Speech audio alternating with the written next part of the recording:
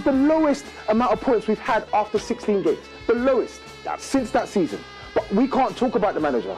We can't talk about the style. We can't talk about the tactics. We can't talk about the substitutions. Is this a sack Thomas Frank video? Yes. Oh. I've been telling you for weeks, he's not good enough. Oh, you want him gone now? I want him gone. Oh, okay. I wanted him gone a couple of weeks ago. He's not good enough. He's not managed this team well enough. Do you not think he deserves a January transfer window? No. Mom!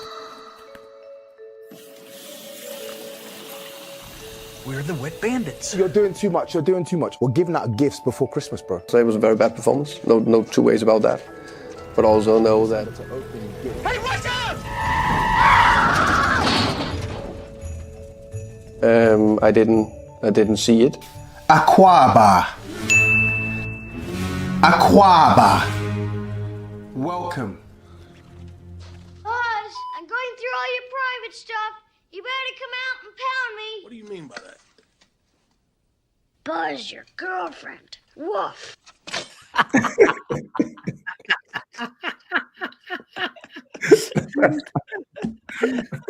What in the world? Honestly, what is going on? Oh man, I'm yo, that's one of those ones I'm watching back on. I'm watching it back because there's so much going on there. Welcome back to the Big Six, people. Welcome back once again. I'm not even gonna pretend like that's Tobes in the bottom corner, right? I was gonna do it, but you guys know in the chat it's not because you're intelligent individuals. So big up to Toast and welcome to the show. Now, ladies and gentlemen, we have a problem. SAEED is obviously at the game. No problem. He's going to be here soon. But we are down to 5. Why? Well, Toby had a work party. And he was scheduled to be here for his cooking. But it seems that he's not going to make an appearance and he hasn't got a replacement. So I just want to start off with how many points are we deducting from this man tonight? Because this cannot go on. This cannot go on. This is It's very unprofessional. This. I get grief. I get grief if I'm abroad watching City. And it's like, oh, Big Steve's not here again. I'm like, I'm in some airport somewhere. This guy just swans off to parties, does what he wants, goes running, goes, I'm in the shower. You know what I mean? He starts doing the bake-off while it shows I've just got to take some out of the oven. You know what I mean? The guy's, he's lost the plot, man. I like the way you said, how many points. We're not even thinking of, is he going to get deducted points? It's a matter of how many points. Because I'm sure, guys, back me if I'm just back me because we fuck him up. But back me. But back me if this is the case. You know, when you accumulate suspensions, if you accumulate too many, they give you more suspensions, don't they? Like, you know, if you get 5 yellow cards, you know, you miss a game. If you get like another 5 set of yellow cards, they ban you for an extra game. This can't go on. This can't go on. It can't go on. It should be the max penalty, to be honest. It should be. Some of the excuses as well I've heard watching this. I think there was one I watched where he said, oh yeah, I went for a run or something. Yeah. I'm just like, what? He got in the shower and it was just, no, it's just crazy. He just makes his own shit up as it goes along. I got in the shower, so that's why I'm late. I don't even see an updated table in the back end from Turkish, who's gone away as well. He's away. He's out the country. So I can't even say this is the updated points table, and then therefore this will be what Tobes' deduction looks like, so we can try and play games. And I'm thinking it's a minimum of 5 points, but that's a minimum. A lot of people are saying more. I'm happy to run a poll as well if I can even get the option. Got to be 6 at least, because with the big 6 points. 6. Yeah. Wow. Oh shit! 6 points. 6 points. The big 6. There's no point doing 4. We're not the big 4. You know, he could go 5 because he's really shouldn't be in the big 6. So if you want to go 5 and count him out, that's fine. But I think, well, he suggested 5. He suggested 5. How many wins? I don't know. Let me see. Wins. How many wins Spurs have got this season? 6. They've got 6. That's all I'm saying. 6 wins and 6 defeats. And this is the big 6. That's what I'm saying. It's making sense. Yeah, it's making 6 points. And he said 5, which means he's willing to negotiate higher. So we have to go higher than 5 because Turkish 5. is in the chat. Turkish said 6. Oh, he said 6 as well. Brothers, that is symmetrical analysis. 6 wins, 6 losses, big 6, 6 points. Yeah, perfect. We have an agreement. Absolutely, 666. It's a sign of the devil. That, you know what I mean. And at the minute, he's being a devil. Yeah. Tosin, did you watch the Tottenham game? No, of course not. Why would I watch the Tottenham? Well, I was hoping as his twin, you would be able to just pretend that you were him for that segment, and then we'd get your analysis. But you didn't watch it. No problem. That's fine. You don't watch it. No time. Well, listen, I don't think we can start anywhere else than what I just watched. I'm going to be honest. As much as I would have started with Tottenham if he was here, now that he's not here, and he did get a little bit of a cooking last night on the debate video. If you haven't seen that, check that out. That was a pre-record, went up earlier. SAEED coming though? Is he coming? SAEED's coming. But I feel like we should all speak about it as well because but Steve, then we'll have to speak about it again when he comes. Brother, who else can I start with? We all got our job done on this panel. We all won. You know what I mean? Actually, do you know what? Maybe we start with Arsenal. It wasn't pretty, actually. It wasn't pretty. Let's start with Arsenal. 2-1 win against Wolves, but I don't even know if you guys are worried more after the result than you were before it, because a lot of the predictions were 2s, 3s, 4s, 5s, and then you guys end up getting a late winner and it's all own goals. You know, you didn't even score. But let me know what you're saying, bro. What are you thinking about this one? By the way, just before I say something, can you guys hear me all fine? People are saying the internet is moving mad. That's fine, because Toby's internet's always bad anyway. So Toby's it's the same, man. Oh, that's crazy. 2-for-1 deal. 2-for-1 deal on the McDonald's internet, you and him or something. It's mad. Anyway, Arsenal 2-1 Wolves. It was a terrible performance, but these things happen in football. I'm not really too worried if the team can rectify it against Everton. I think as usual with Arsenal, the analysis is always way too. It's either feast or famine with us. It's like when we win, we're the best in the world, and when we don't get the results that the fans want, we are the worst in the world. It's just stupid. I think it is what it is. These games happen. I've seen title winners have games like this. I've seen teams rock up to league leaders and do a madness. Like, look at what Villa were able to get a 1-0 win against Wolves. What was it, 2 weeks ago? But if you look at the match, Wolves thoroughly deserved at least a point, if not 3. They had a lot of chances. And people are talking about United. Yeah, United beat them 4-1. Look at the way Wolves set up against United and look at the way they set up against Arsenal. Against Arsenal, they put, 8 men behind the ball. I think that's still not an excuse for us not to break them down, but it is what it is. These games are difficult. They're not easy. And at the end of the day, 3 points is 3 points. I couldn't believe some of the discourse I heard. Oh, yeah, it feels like a loss. It's like, what? We won. 3 points is 3 points, and you need that in the title race. So I'm not really too concerned if the team can go and get a result against Everton, which I think they will. We were talking about Man City. Oh, yeah, 5-4 against Fulham. The defense is creaky. 3-2 against Leeds. The defense is creaky. But guess what? That's still 6 points. Close that gap down to 2 points. So I think the discussion around our results need to be around that. At the end of the day, we got 3 points. The performance wasn't great, but it is what it is. The team will learn from that and move on. Now, we need to talk about the attacking play. We need to talk about the players like Eze, Gyökeres, but it's 50-50 with these things. These players need to improve, but at the same time, the team just needs to get used to a new attacking dynamic, which we will. So those are my honest thoughts on Arsenal v Wolves. Do you have any regrets about getting Gyökeres, considering that you're going for the win, you're going for the league? So the adjustment period that you're talking about, which I agree with, you clearly have to adjust because there's two opposite styles of football, false nines and hybrids, second strikers, or whatever you want to call them, going into now a 9 that doesn't really maybe do as much in the build-up as the others anywhere near, and then he needs to go the other way and behind. Do you just regret not going for a stylistically similar profile to what you're used to, so you could just be more in sync and there's less chance of this being disjointed and you could just focus on winning games? Because at the moment, you also maybe are trying to get the best out of them as well. No, I don't regret getting Gyökeres. I think out of the strikers, him and Sesko, I wanted him purely because of the goal record. I think it's normal in football. The team is just getting used to it. The team are too used to playing without a 9. Like I kept saying, I've said it in previous videos, like how many of these players, when Gyökeres is playing, play like there's a striker in the box? They don't. And at the same time, I think Gyökeres needs to get used to certain movements when balls go into the box. I think when balls go into the box, he's almost like 2 yards behind every cross that comes in. So he just needs to adapt. It's 50-50. I think it's a bit disappointing to see that he's not settled in as fast as I would have liked. But at the same time, the team needs to get used to him. It's not a coincidence that in the Wolves game, once Trossard comes on, you see Gyökeres probably have some of his best moments in the match. Why? Because Trossard comes on and he's trying to play balls down the channel to Gyökeres. I don't think we do that enough. So I think it was the right buy between him and Šeško in the summer. The team just needs to get used to him. It's not just him as well underperforming. Eberechi Eze as well.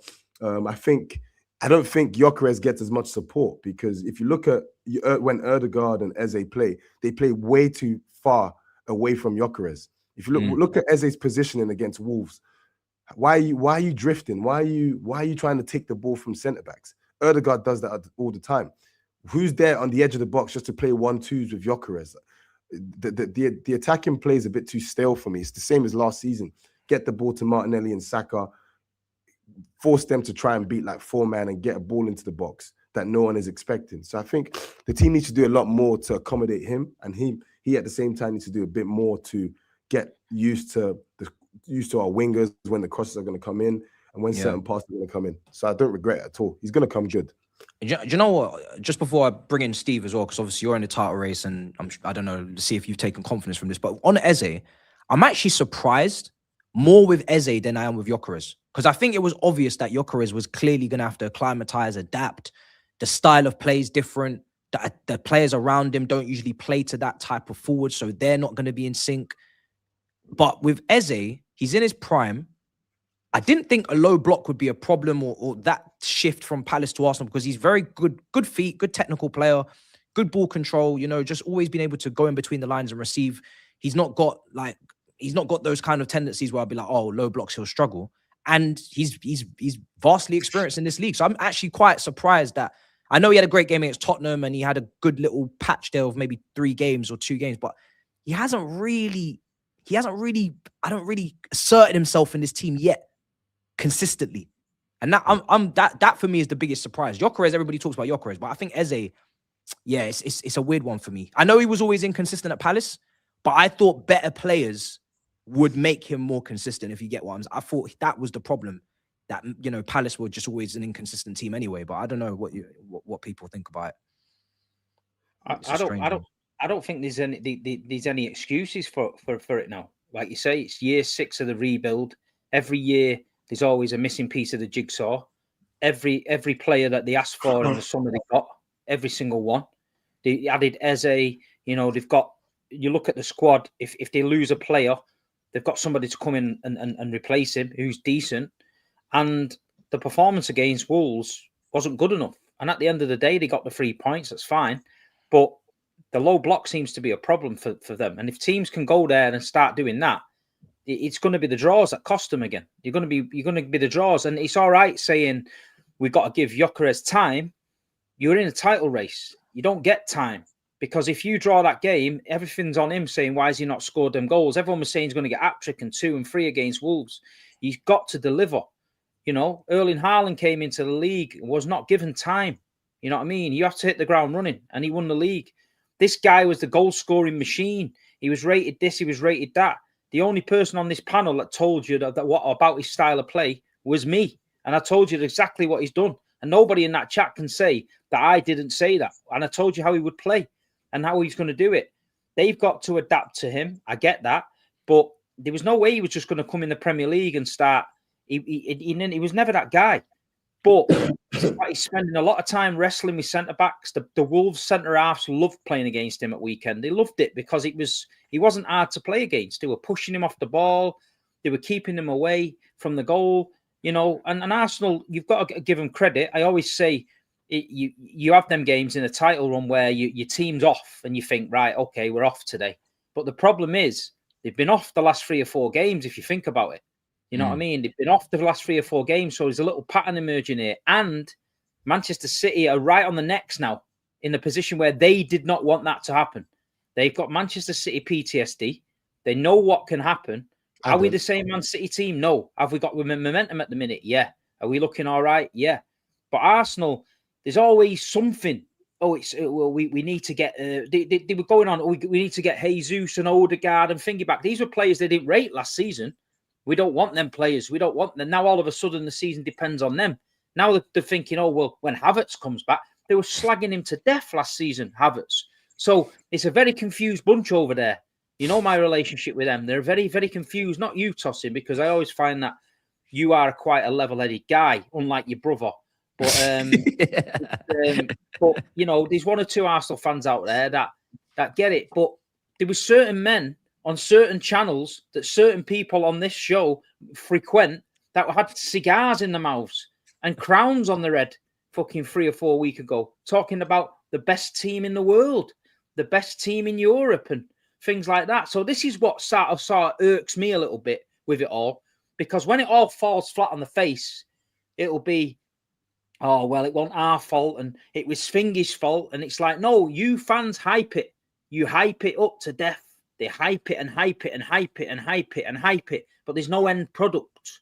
I hype it, but I'm sliding around on the Etihad pitch at the end of the season with grass stains on my knees, fucking having the time of my life. So I'm entitled to hype it, but I've said it before, you know, go and win that league, man. There's no excuses this season. If Arsenal don't win this league this season, I don't think they ever will. I don't think they ever will. We're going to win it. Don't worry about it. We're going to win I don't think they ever will. Because do you think their arse is going to fall out, as you would say? Yes, I do. I think their arse is going to fall out. If Manchester City can get level on them or even get in front again, it's showtime, because you know what we bring to the table and we'll be bouncing. We'll be bouncing it down the road and putting it. I hope we're stale, same points, and we have a shootout at the Etihad. Because if you come to the Etihad, we'll absolutely fucking murder you there. Murder you. And I tell you, we'll take it from you there. We'll pull your pants down, we'll tickle your bollock, and we'll send you straight back to London. Yeah, we fuck all, like we do every other season we come up against you in a head-to-head. You know what I mean? You go back and you tell everybody, last season when you needed, should have done this. What did you win last season? Last-minute equaliser. Fuck all. What did you win last season? Fuck all again. But you beat Real Madrid. But we beat Real Madrid. But are we going on about it? No. Have we got DVDs out? No. Have we got merch out? No. We don't give a fuck. We talk about trophies in Manchester. Trophies, Champions Leagues, trebles, 4 in a row. Anything you want to talk about, we deal with it. But all I'm saying is, you're our little brothers, yeah? You know that. We pat you on the head. We send you away. So make sure we're not near you. Out of curiosity, what's been the recent head-to-head with Arsenal and City? But this is what I'm saying. You're focusing on the head-to-head. Look at our head-to-head with Liverpool. And no, but you just said that we're going to come to your ground and you're going to take our trousers down. You're going to do all of these things. We will do. In a head-to-head match. When's the last time you've done that in the league? Right. Yeah. But okay then. So for the last 3 years. When is it? Hold on a minute. For the last 2 or 3 years, you've done okay. For the last 10 years before that, if you want to go back 10 years, we murdered you. Yeah. So it is what it is. But the difference is, right? You can talk about beating us at the Emirates. You can talk about getting a draw at the Etihad. But we're talking about the title, something you've not won for 20 years. How old was you last time Arsenal won the league? This would have been what? Dang. Can't even remember he was that old. Right? That's crazy. Dang. Man, did Kevin Hart. Damn. Yeah, but what I'm saying is, so you could talk about these little battles that you win. This is an Arsenal thing. We beat Real Madrid, but won fuck all. We beat Man City 5-1 and won fuck all. We got to a semi-final of this and won fuck all. The thing is with us, you can beat us every time. You can beat us twice a year for me, because at the end of the season, the only ones lifting the trophy will be us. So I'll take that. Yeah. So I hear what you're saying, but I still think Arsenal win this league. I still think we do. All of these things. Would you be saying that if it was 1-1 at full time? Sorry? Would you be saying that if it was 1-1, you don't get that late goal? I would. I honestly would. I think we're winning it this year. I've seen, and I like that from you. I like you to back that, because I know you genuinely mean that. Because people are talking about our performances the past Villa, our performances the past couple games, they haven't been great, right? But look at what it's taken to us to get to these performances. Our defense has been completely decimated. This is why I don't think, with all respect, you've got to respect City, right? They've won the titles, they've got the experience. I don't dispute that. I don't dispute that at all. But that being said, I'm just looking at the two teams this season. I look at Man City. Teams can get at City. This is a near full strength City. Your defense is still creaky. What I would say, our defense has been playing a bit like yours, but look at what it's taken for it to get that way. We've lost our 2 defensive leaders for how many games? We've had to reshuffle this back 4. We've got 3 centre backs. I mean, Saliba just came back from injury. Ben White just got injured. Look at what it's taken, and despite that, we're still getting results. So respectfully, I still think Arsenal win this league. You're going to have moments like that. And respectfully, we've got 2 midfielders playing at fullback, yeah, and we've not got the Ballon d'Or winner, Rodri, who's about to come back. So if we all want to start playing around with what we haven't got, then we'll see. But at the minute, we're looking quite good, and we haven't got them. Not really. I don't think you look good. I think you look basic. You shouldn't have won against Crystal Palace. You shouldn't have won against Leeds, and you shouldn't have won against Fulham. But guess what? You got the result. That's what winners do. I went to every single one of them games and we should have won. Just don't let the goals fall. We were 5-1 up against Fulham, 5-1 up, coasting. We took the foot off the gas and conceded. At Leeds, we were 2-0 up and we took the foot off the gas, went to 2 and we won. And at Palace, they had a good first half, and the second half, we battered them. You know? No. Yeah, but and there was one Jeremy Doku squaring the ball to Haaland away from beating you 2-0 at your place. So you got a bit lucky in that game. You know what I mean? No, I don't think it was lucky. I think it was just a moment of quality from Eze and Martinelli. I think you guys came and you did what Wolves did. You sat back. If we're the team that you're going to take our trousers down, you're going to do all these things. Why did you have to come to our ground, do what Wolves were doing, and put like 8 men behind the ball? And even that, because we went and got a point. We got our noses in front and we got a point. We was 1 minute away from losing the game. Yeah, but I think you were lucky there. I don't think we were lucky. We didn't lose the game. I think, and this is what gives me confidence this season. If you look at Arsenal, the only team that can stop Arsenal is City. Respectfully, I'm not scared of City. The only team that can stop Arsenal winning this title is Arsenal. We've got the best squad, whether you like it or not. We're the most geared team ready to do this. All the things we're seeing now is just small kinks that we need to work out. I'm not gonna do the whole, oh yeah, I'm waiting for Havertz. No, I'm not doing that. I just want the team to get better in their attacking rhythm and attacking dynamic. And when that happens, don't worry about us, brother. We'll be there. Come. If you was better than us, you should be tucking us away nicely at home. Yeah, we should be, but we didn't. Arteta got it wrong.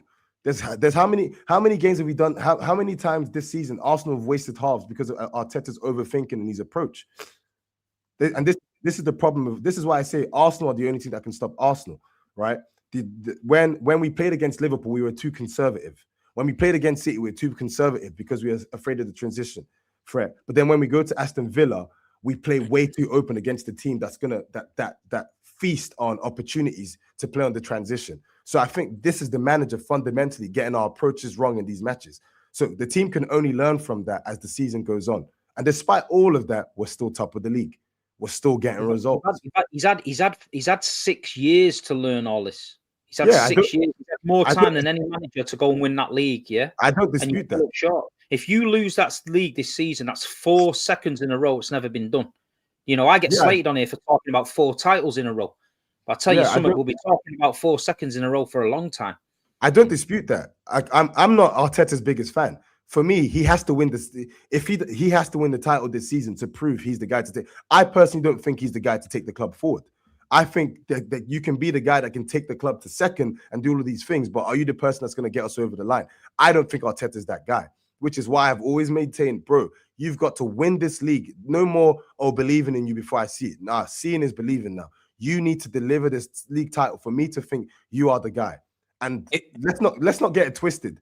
We all know this squad. We all know the Arsenal squad. We all know the player ages. We all know the team relationship, the team chemistry. If we win the title, this is a team that's most likely going to win it again and then win it again. We're primed to do that. We're only going to get better. So, boy. You think Man City ain't getting better? I never said they won't get better, but will they be better than this Arsenal team after winning the title? Well, I'll be honest with you. I look at your team now and I think you've got a good side. But there's nothing special in that team that stands out to me. I don't look at that Arsenal team and think, wow, they're amazing. Yeah, but that's the thing. You don't need to do that. The only thing missing from this Arsenal team is just that know-how. You guys have that. That's the only advantage I give Man City. You have your team ain't playing great.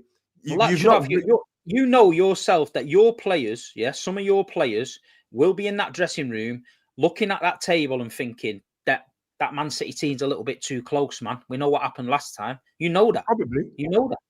Probably, but it is what it is. That's we haven't won it yet, so we're gonna think that way. That's what I'm saying. When we win it, things will change. That's the only advantage I give Man City, that you've got this Arsenal team. If they had the bottle, if they had the nerve that comes from being in these situations and winning it, it's a completely different story. That's the only thing that's cost. Let's be honest. City have not been a better City. Yes, you won the title. You've not been a better team than Arsenal. You've not been a better team than Arsenal the past 4 seasons. The only thing that's gotten us, the only thing that's cost us is we bottled it. We bottled it in 22-23. We bottled it in 23-24. That's it.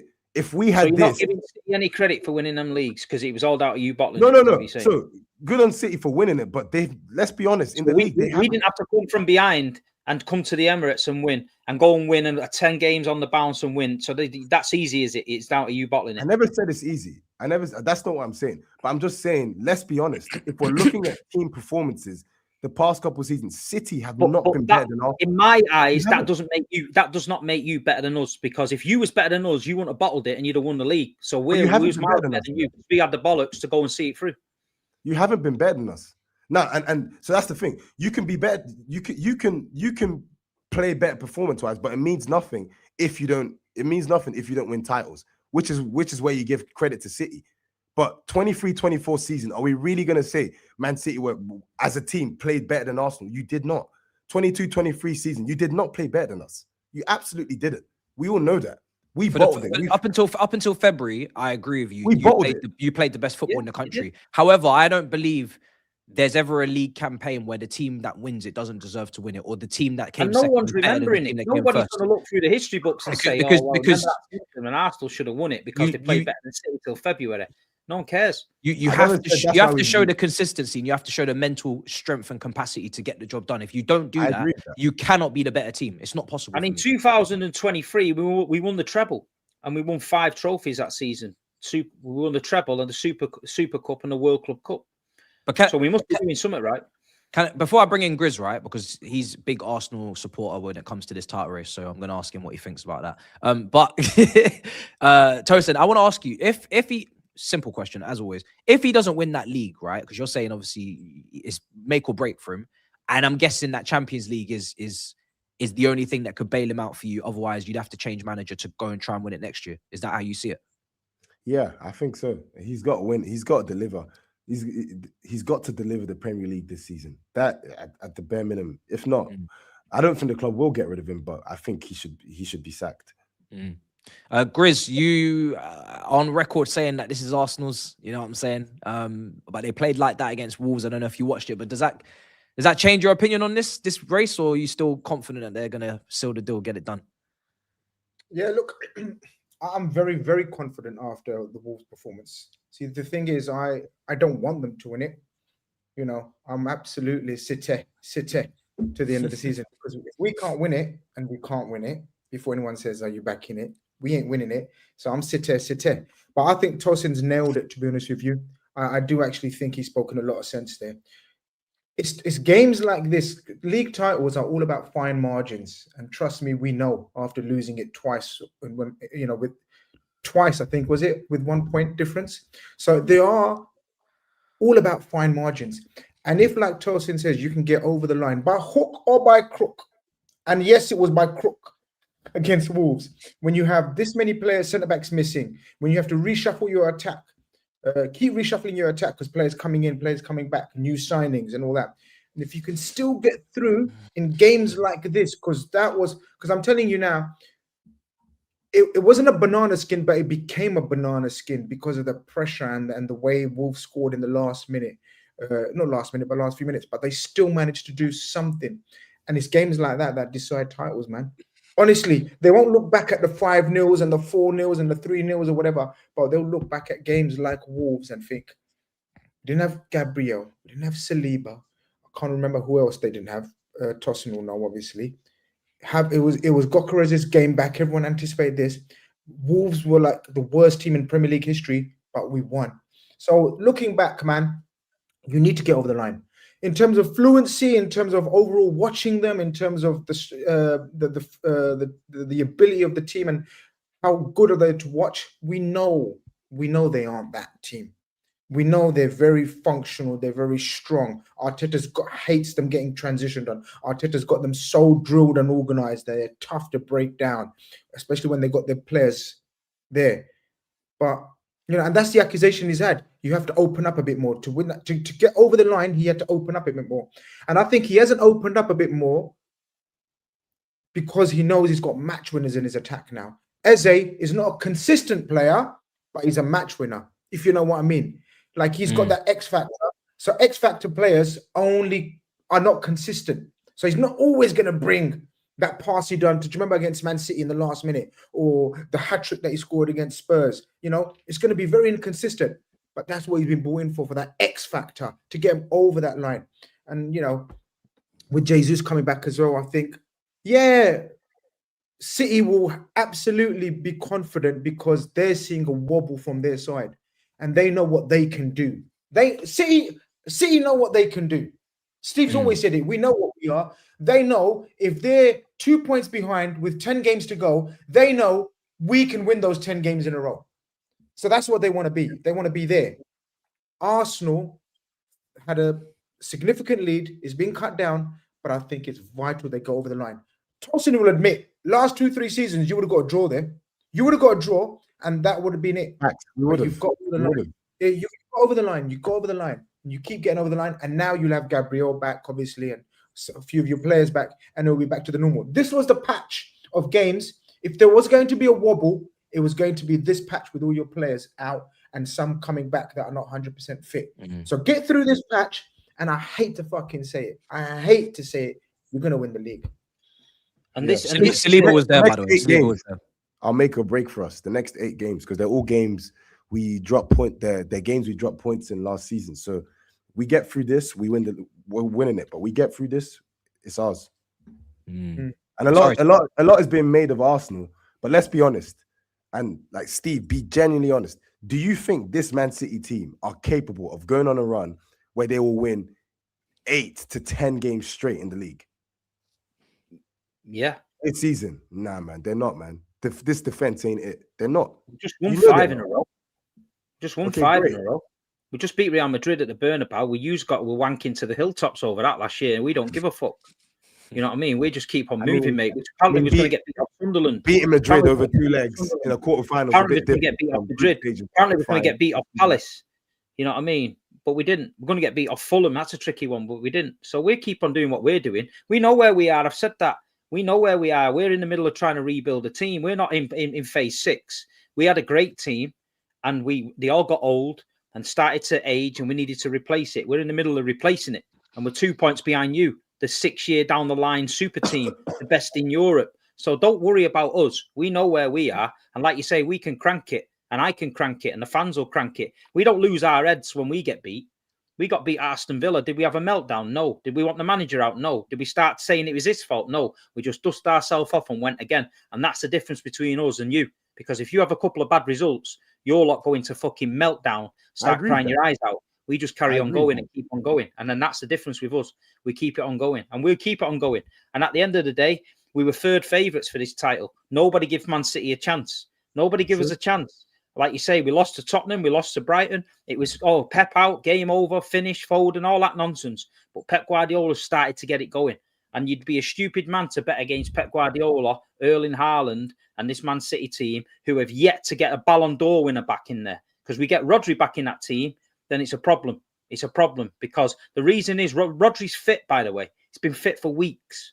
But it's Pep Guardiola that won't play him because he said, you're not ready. I need you 100%. So we're getting through these games. We're going to get Rodri back. It's like having a £100 million player. And if we get to January and he puts a little tweak on it, it's game on. And like you say, I live for this shit. I want the toe-to-toe. I want the back and forth. I could sit here and go, we're not ready. We're not quite that team. Arsenal are the best and all that. It's not in my DNA to do that. I'm not doing that. You shouldn't. I'm on here representing my club, my fans, and we want to have it. We want to have it. And if you come out on top at the end of the season, I'll congratulate you and say, you know what? You fucking deserve that, like I would do to anyone. But I'm not sitting on here like a fucking fanny and saying that we're going to get fucking beat off this Arsenal team, because I know what this Manchester City team is capable of. And I know that when Pep Guardiola gets it in them players' heads, they'll start running through walls for him. And we can go on a 10-game, 12-game run. I'm telling you now. So all I'm saying is bring it on, man. Bring it on. I personally, I don't think you can. This is not the same Man City. Yes, Pep Guardiola, but it's not the same Man City. We're not the same. Do you know why we're not the same? Because it's finally changed. It's finally changed. You know why he's changed? We're not that Man City team that has 75, 80% possession anymore. Teams can get on us. But while you're getting on us, you're open up wide. We getting on you. So you might think they're not the same team winning 3-0 and it's all efficient, pass, side to side, boring City. This might be a 4-3. This might be a 4-0. But while you're getting onto us and thinking you're getting onto us, we can definitely get onto you. You've got Phil Foden, Ryan Cherki, Jeremy Doku. You know, you've got Erling Haaland, Omar Mamouche. We've got it from any angle Pep wants to play it. We had no Doku at weekend. He went nice and compact. Palace fought. You know, we rid our luck. We do. That's what we do. We ride our luck a little bit. But when it comes to quality, you've got the Viking up front. He had 9 touches first half. As soon as it come in, wallop, 1-0. Phil Foden in the half space, bang, 2-0. And then we kick 3-0. So teams will get chances against Manchester City, but we'll definitely get chances. And we've got the quality to finish them chances. That's what I'm saying. So yeah, I think we'll do it. Before we get into Super Chats, actually, Steve, you may as well break down what you thought of that Palace win, because you're both in the race, so may as well get them both wrapped up together. Are you how happy or impressed are you by the performance? Because like I watched the game and Palace, can't you tell you had very few chances, Man City, but you were very clinical, like you said. Haaland had 2 shots in the game. We got 2 goals, one of them a penalty. But yeah, Palace were in it. Palace were good. We had no outlet in Jeremy Doku, so it was going to be a different lineup. The midfield was very, very compact. We gave Wharton and Kamada too much space early doors. You had Nico in there on his own trying to sort that out because we'd sacrificed, you know, with Cherki and Foden, you've got luxury players there. So what we had to do is we had to get them on the ball and get them ticking. And the first half, we rode our luck a little bit. Palace had a couple of chances. Jeremy Pino, but I think that was offside when he hit the bar. And then we got that quality. Nunes with a cross, Haaland with a goal. That straight away, he puts them on the back foot. And then second half, Cherki and Foden got into it. We started playing through them a little bit. They started having a problem. They couldn't get a grip of us in the midfield. Before they know it, they're 2-0 down. And then it was just game management. Like I say, Man City just, you know, carried on doing what he was doing. They brought Savinho on late. He broke through, got the penalty, and it's 3-0. At the end of the day, it was probably how we've been playing for a lot of these games. We do give teams chances. I said that. But it's not our fault they can't finish the dinner. You know what I mean? And we've got the guy that can finish. And we've got goals in us now. We've got a better goal difference than Arsenal. You know what I mean? And we've got goals all across the park. We're not that Man City you've seen for years. Forget that. He's changed again. Pep has evolved again. He's changed his dynamic. Him and Pep Linders have come up with this system now where we don't care if they've got the ball, because we'll snatch it back. Like we did at the Emirates, we snatched it and we went through, broke at pace. How many goals this season have you seen Erling Haaland galloping into space at the back? Do you know why? Because we've let the team have the ball. They've come on to us. We've nicked it. We've knocked it over the top and Haaland's galloped into space. The last 3 seasons, it's been teams pressed up against their own box, no space behind for Haaland, pass on the edge of the box, and we was our own worst enemy. And at the end of the day now, teams are thinking, oh, we can get at this City team. Of course you can, but you're leaving yourself wide open and we can get at you as well. Savinho broke. He ran the length of the pitch. That's how high up the pitch Palace was, because they didn't think there was a risk. And then bang, we're on them. So it's a different City team. It is not, I agree with Tossin, it's not the team you think it is, but it's still the same mentality. The stat mentality runs through the club because of Pep. The fans believe it. The players believe it. The manager believes it. So at the end of the day, we're going to keep going and we're going to go for it. And then, like you say, I think we'll do it. Do you think Haaland's improved in the air? Because that header, bro, is textbook. It's become signature move from this guy now. Every time I see this guy is scoring the goals in the air, it's mad. Yeah. I think they're crossing the ball to him. The last few years, like you say, everything's been played up against a low block. And Haaland's been frustrated. This season, we're opened a little bit more. And you've seen the gaps now. Cherki has got it in his locker to spin a pass from the halfway line over the top and Haaland to go galloping onto it. We never had that last year. We never had it. You know what I mean? It wasn't happening. And Foden getting that ball in the space in them areas, what I've told you he needs to get, and see what he's doing. Gets on his left foot, bang, goal. You know what I mean? He's scoring goals like no tomorrow. So we're playing different, but everyone's improving. And like you say, the difference is the quality of the finisher. You know, I watched teams tonight. I watched Bournemouth tonight waste 3 or 4 big chances. Not being funny, them chances fall to him. He's scoring 3, 4 of them. You know what I mean? And that's the difference. So, like I say, we'll see.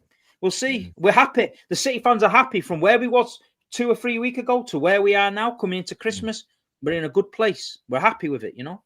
Before I do super chats, Grizz, is there anything City can do in the window?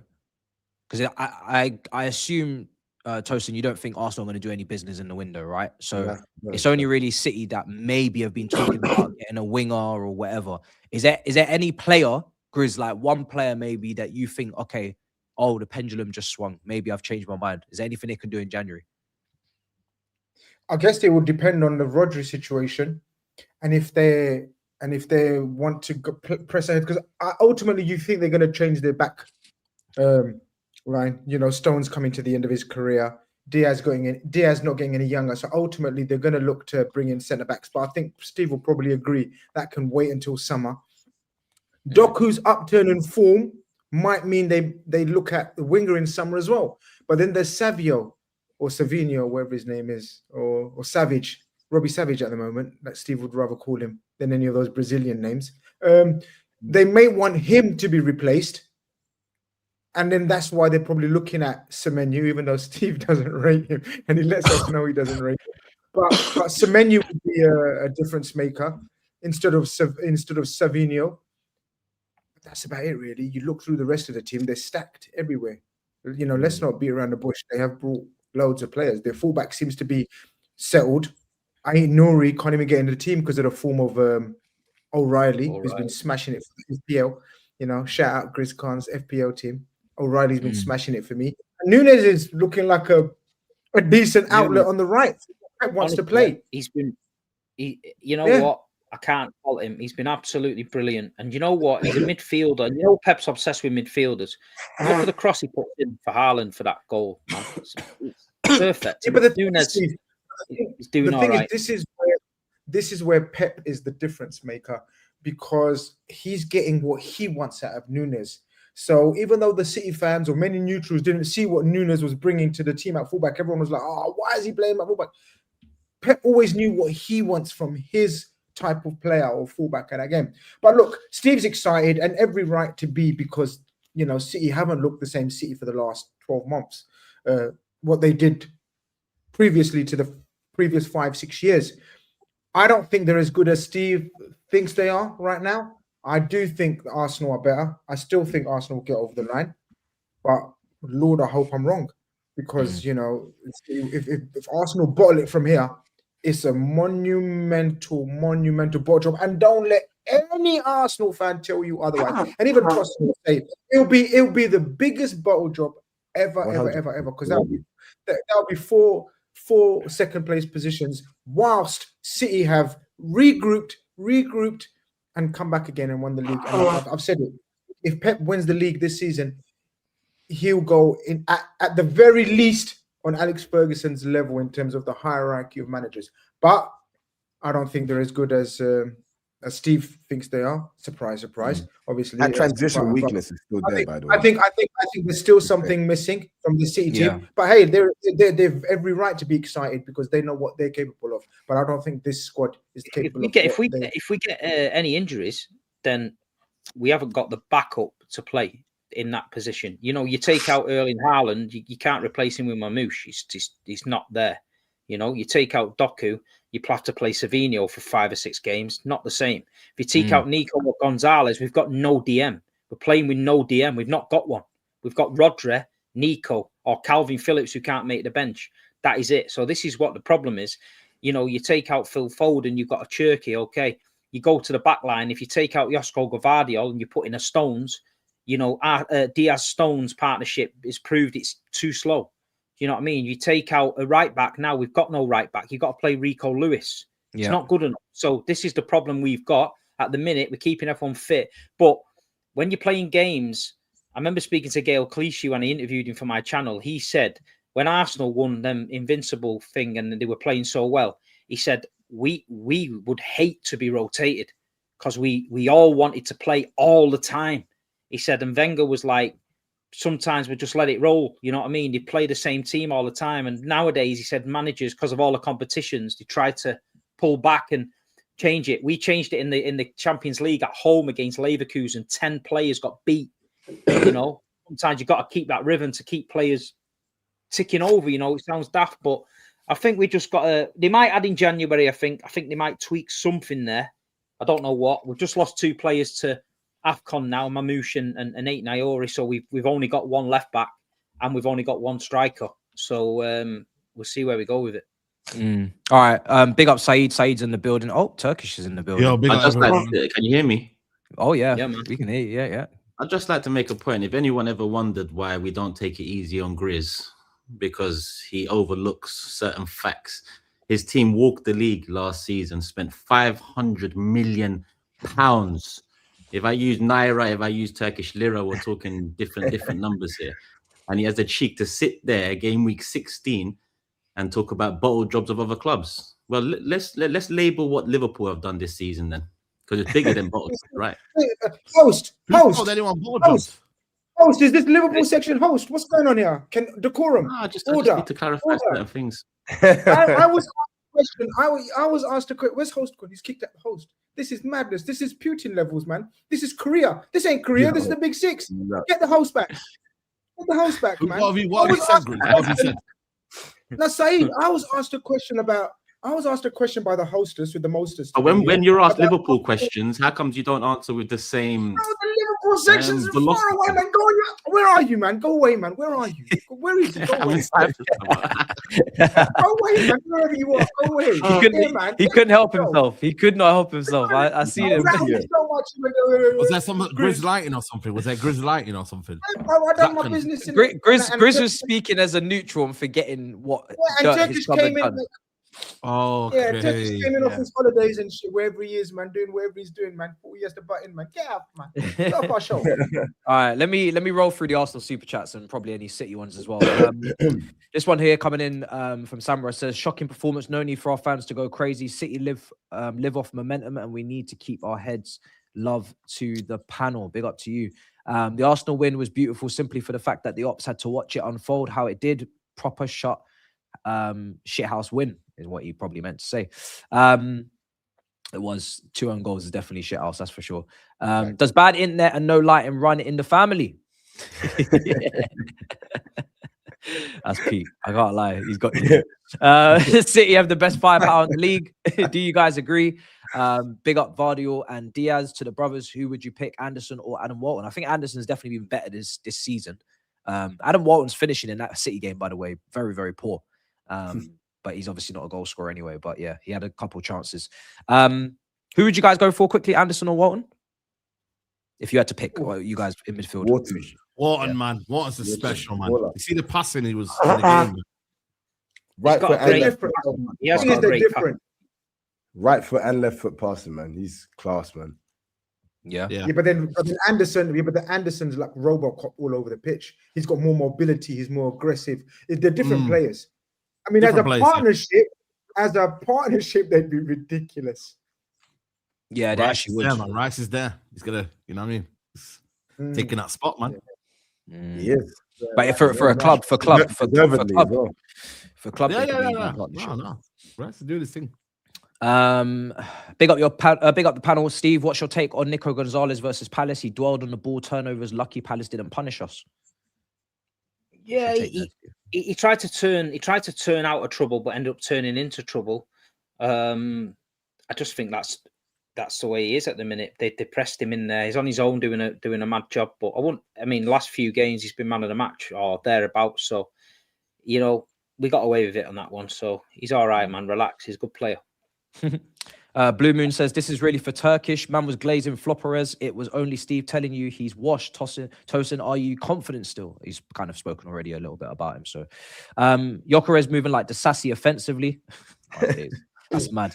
How about this one? Yeah, we already decided the deduction. How about Toby's deduction gets forfeited if he has a new cam and lights next stream? Impossible, but still a chance. Also, finally, a likable Tosin, mad PTSD, obviously, from our defender. I don't think there's any point putting in the lights and camera kind of clause, because he should really have that regardless. You know, he shouldn't be rewarded for getting that. That's mandatory on this esteemed show, you know, from TOBS. He's been here for 5 years now. Let's see. Arsenal fans need to apologize to Steve. He was spot on with Gyökeres. People insulted him, laughed at him. Respect to you, Steve. You know ball. Gunners carry on being unbearable no matter how we act. Rivals will criticize, may as well annoy them either way. Quadruple incoming. Shameless. This is Tobes from Parallel Dimension. Calm, collected. And someone that comfortably debate with Steve. Honestly, Steve, I've got a lot of respect for Tosin. I like his opinions. I always have. I do find him calming.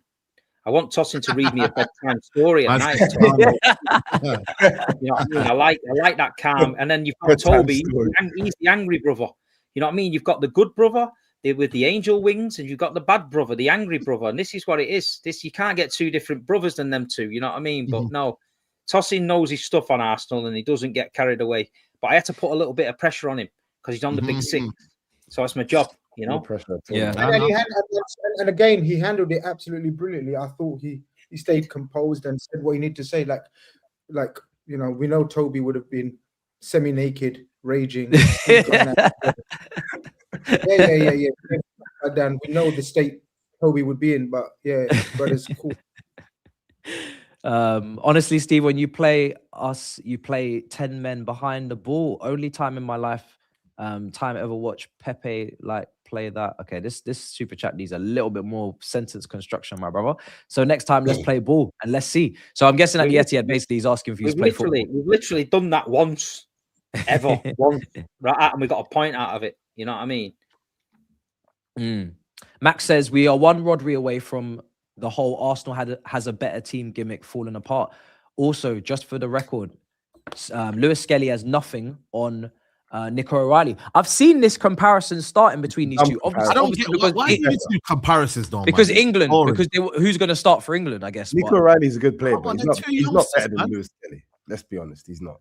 Bro, they're two youngsters, man. Like, you know what it is, yeah. I get tribalism in football and all of that, yeah. But bro, man, they're two youngsters. One's coming his first year. Nico O'Reilly's doing well, and Skelly's doing. Why do you have to put them against each other? Like, it's weird. Like, we'll see who's the best in the summer when the England team gets announced. I do. It's competition, though, man. I think it's good competition. Yeah, is that really a measure? There's some players like. Is that really a measure being picked for England? Ben White is better than a lot of the right backs that play for England. Yeah, because both of them are available, and the manager's going to pick who he thinks is the best. Yeah, but the manager's going to pick who's playing more games.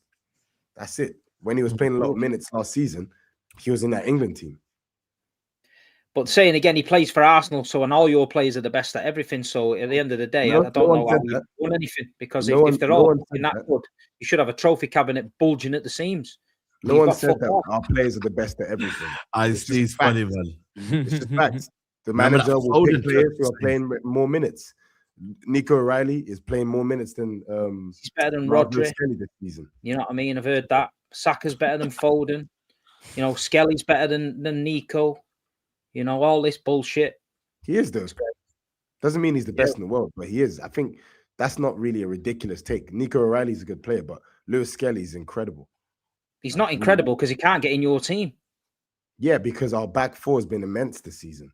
All right, so who's better then, Calafiori or Lewis Skelly? Calafiori, it's different. He's 18 years old. He's gonna get minutes, but we spent 45 minutes. We spent 45 M's. Lewis Skelly's been brought up as a fullback, and played as a fullback, whereas Nico O'Reilly's been a number 10. You know what I mean? And been changed to a left back. Skelly was a midfielder. Lewis Skelly was a midfielder. Yeah, he was a midfielder. To be fair. In my opinion, I don't think I've not seen anything from Lewis Skelly that tells me he's better than Nico O'Reilly. Same way I've not seen anything from Nico O'Reilly that tells me what can Nico O'Reilly do better than Lewis Skelly? Yin and yang, man. It's yin and yang. Yeah, no, but literally tell me what can he to do be better? fair though, Skelly has more longevity because he did a whole campaign last year, and those included performances against Madrid, etc. Whereas O'Reilly's only done a few months. O'Reilly's had some big games. O'Reilly just scored it. O'Reilly just scored in the Burnabout. If you want to talk about that, Yeah. That's what I'm saying. But like, you can't. I don't think you could split them by much. But I'm saying Lewis Skelly's done more. He's had a full season. He's got more of a body of work for you to judge him upon. Yeah, he's just not getting minutes this season because Calafiori's been part of a back four who have been immense. That's it.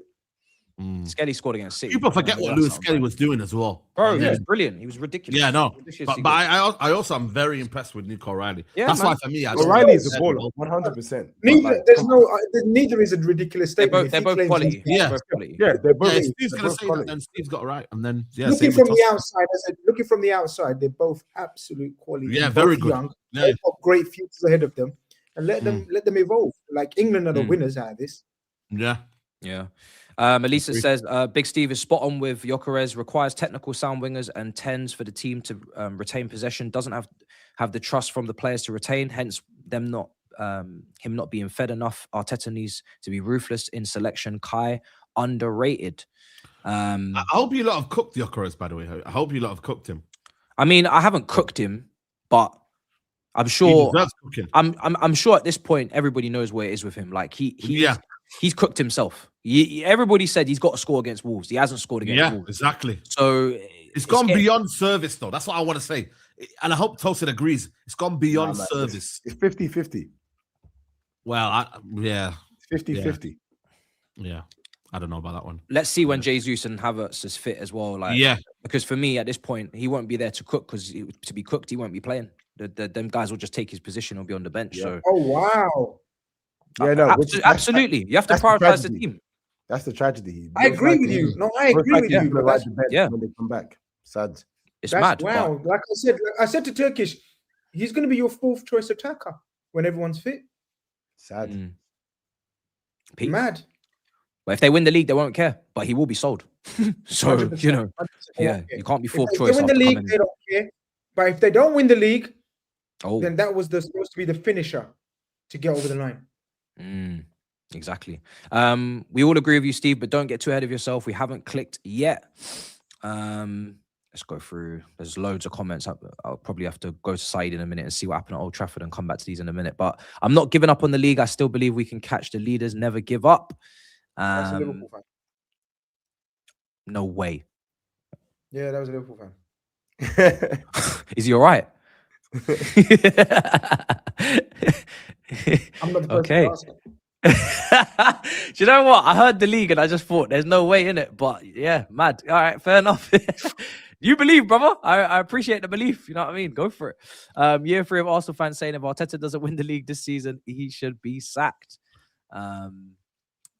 22-23 Arsenal being better than City's treble team is genuinely one of the biggest howlers in Big Six history. I can't lie.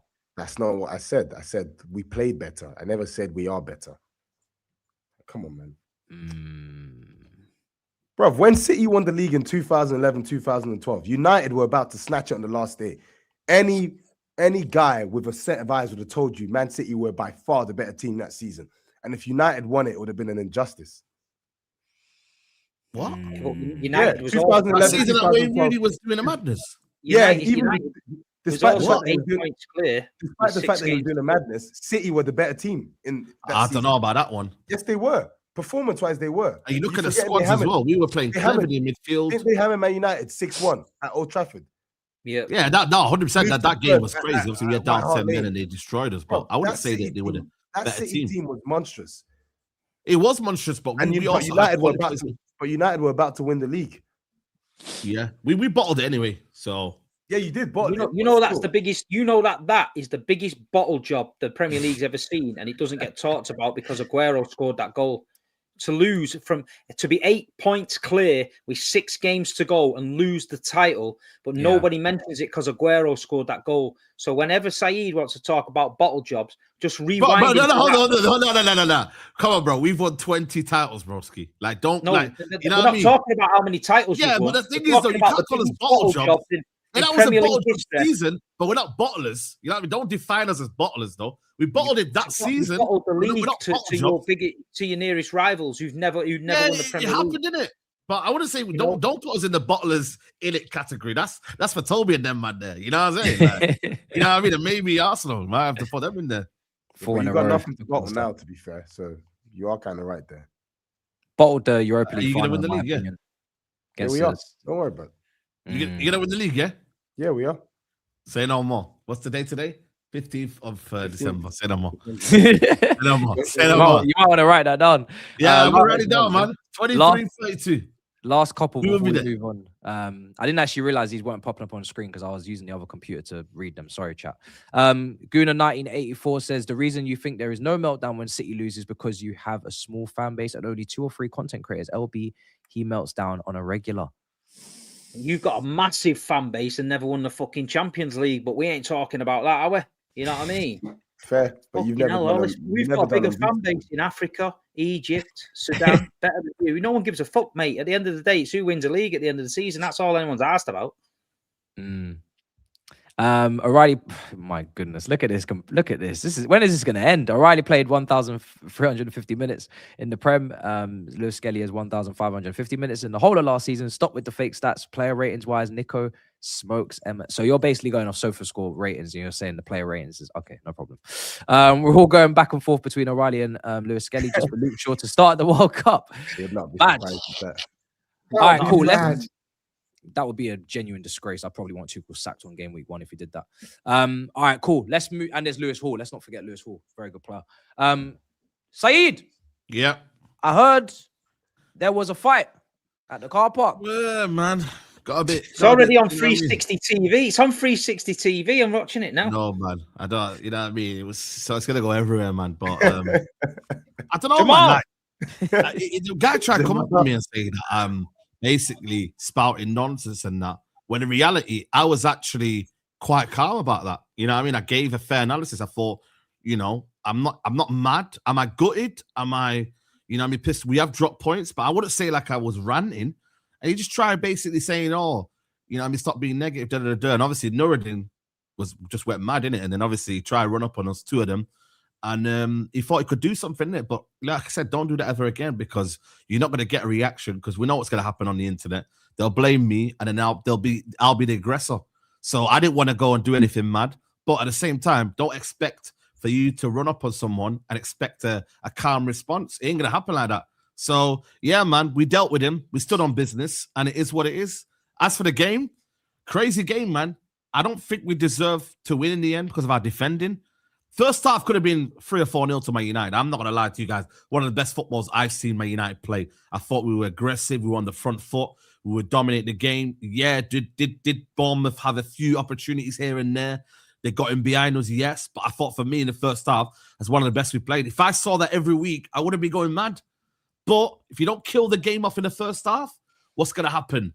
Second half happens. And to be fair, it was a game of 2 halves. I thought for me, first half, we looked on the front foot. Second half, we kind of went back into our shell. We can't defend. I think we've conceded one of the highest amount of goals in the league, man. That can't go. For you to have a back 5 and concede 4 goals at home, bro, I'm sorry, man. You're not going to do well, are you? And, you know what I mean? Lenny Euro could have done better. I thought Hedren in the second half, you know what I mean? He's not a centre back. He's more on the left side. Got caught too many times, man. Brilliant free kick from them. But if you're defending like that, I'm sorry, you just don't deserve to win the game. I have to be honest, man. You know what I mean? I like Iriola. I like their football. They're always on the front foot. Fair play to them, man. You know what I mean? They dominated the midfield. I thought when Mainu came on, though, I thought Mainu was excellent, his cameo. But before that, they were getting in our midfield. For all Bruno does well going forward, he leaves spaces behind. And that, they were exploiting that.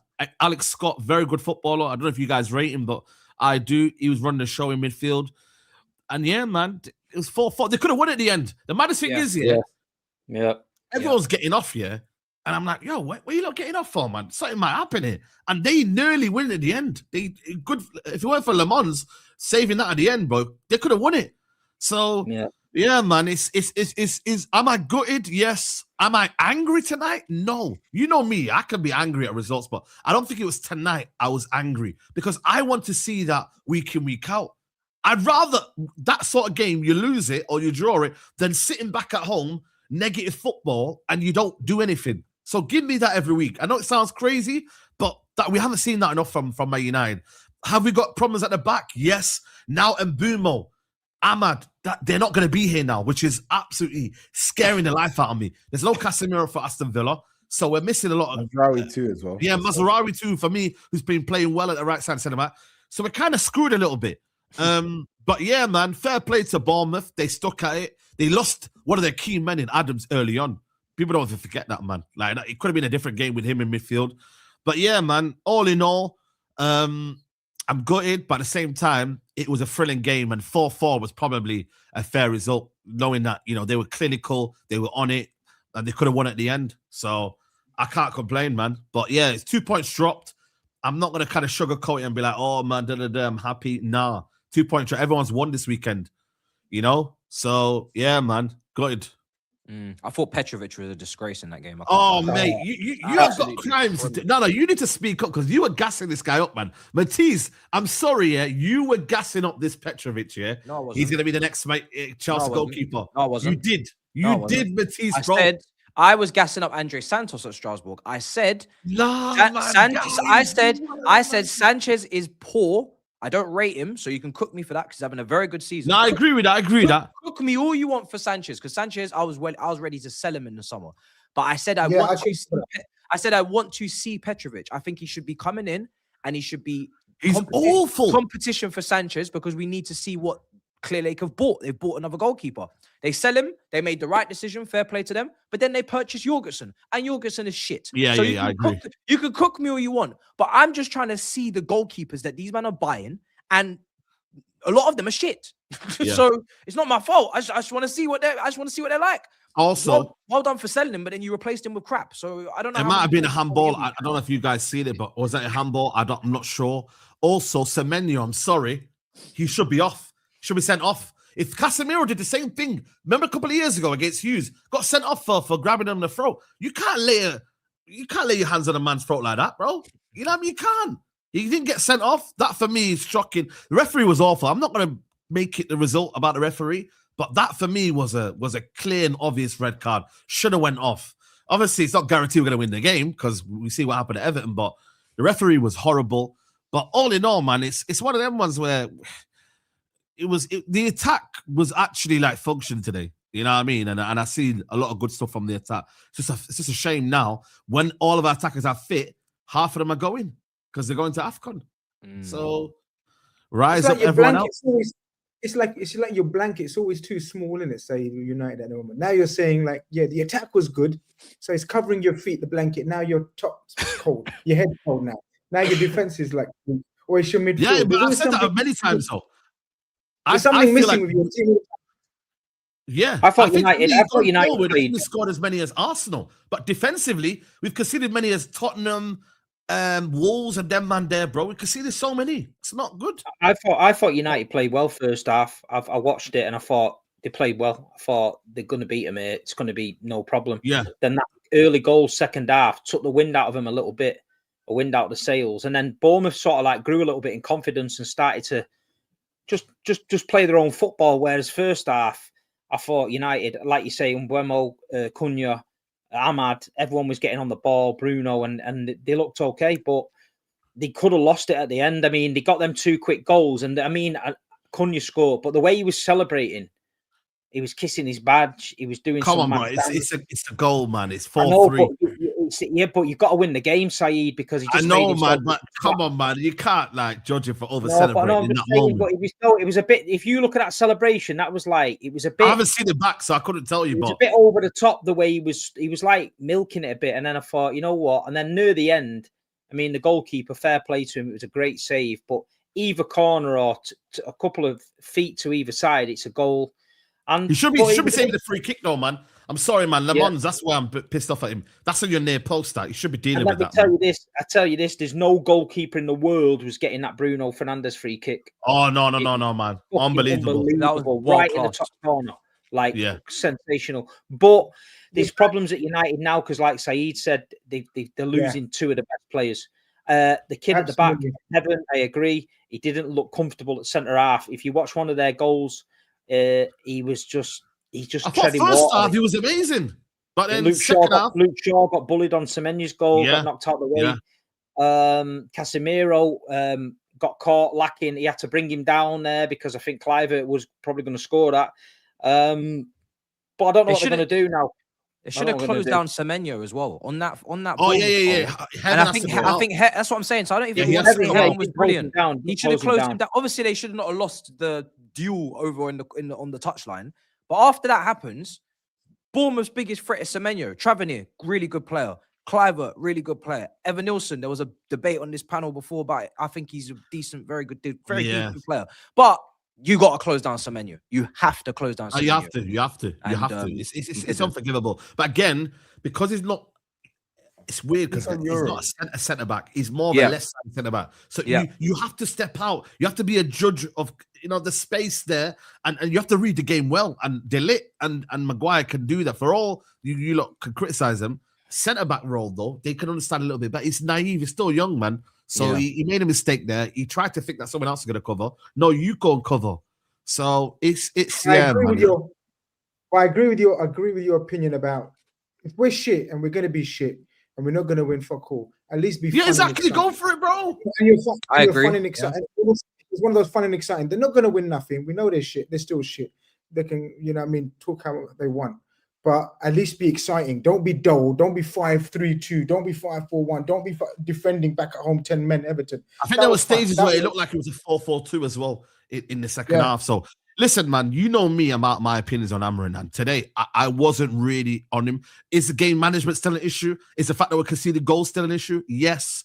But I'm sorry, and maybe the bar is low, but we have not played like that in the manner we have done. And that for me, I was like, I'd rather watch that game than sitting back. Someone's on the phone playing whatever, and it's like no one's paying attention today. You know what I mean? Shout out to the woman that said, "Did you enjoy the atmosphere today?" I enjoyed it. You know what I mean? Just a bit of a mess that we drew the game because now it's tough games coming up, man. We've got Villa, Newcastle, and we haven't won at home since I think Brighton game now. So that's a poor situation right now. So no Ahmad, Casemiro, and Mbeumo scary. That is scary. And Mazraoui as well, man. Sorry, what's your next game? Aston Villa away. Finished. You've lost. It wouldn't surprise me if we break their record, man. It's like Man United to do that, man. So. All right, cool. Let's go through. There's not many Man United super chats, but we can't defend because we have no midfield now. Amarim is saying he'll play 4-3-3. Yeah, no, man. What do you think of that, man? Do you reckon that's is that wise to do that? To all of a sudden play now 4-3-3 without your wingers that you have? All of a sudden, why are you going to play 4-3-3 when Ahmad and Boom are now leaving the football club? Are you going to play out wide? Yeah, it's a strange one because do you know what I mean? You know what I mean? He's going to be in that Toby Mainoo gets into the team maybe easily. He's going to be. Yeah, he does now, but you haven't got wingers to play that formation. No, you don't. Couldn't you play on the left? Yeah, with an overlap. I don't know who that's going to be because boy, you know what I mean. You don't really have a good left-footed fullback, but right, I haven't got a clue what he's. Yeah, I don't know. Unless you're going to play Bruno, you could play Bruno. I think as a right inside tucked in kind of attacking player. And again, you need an overlap, but it's not a proper winger.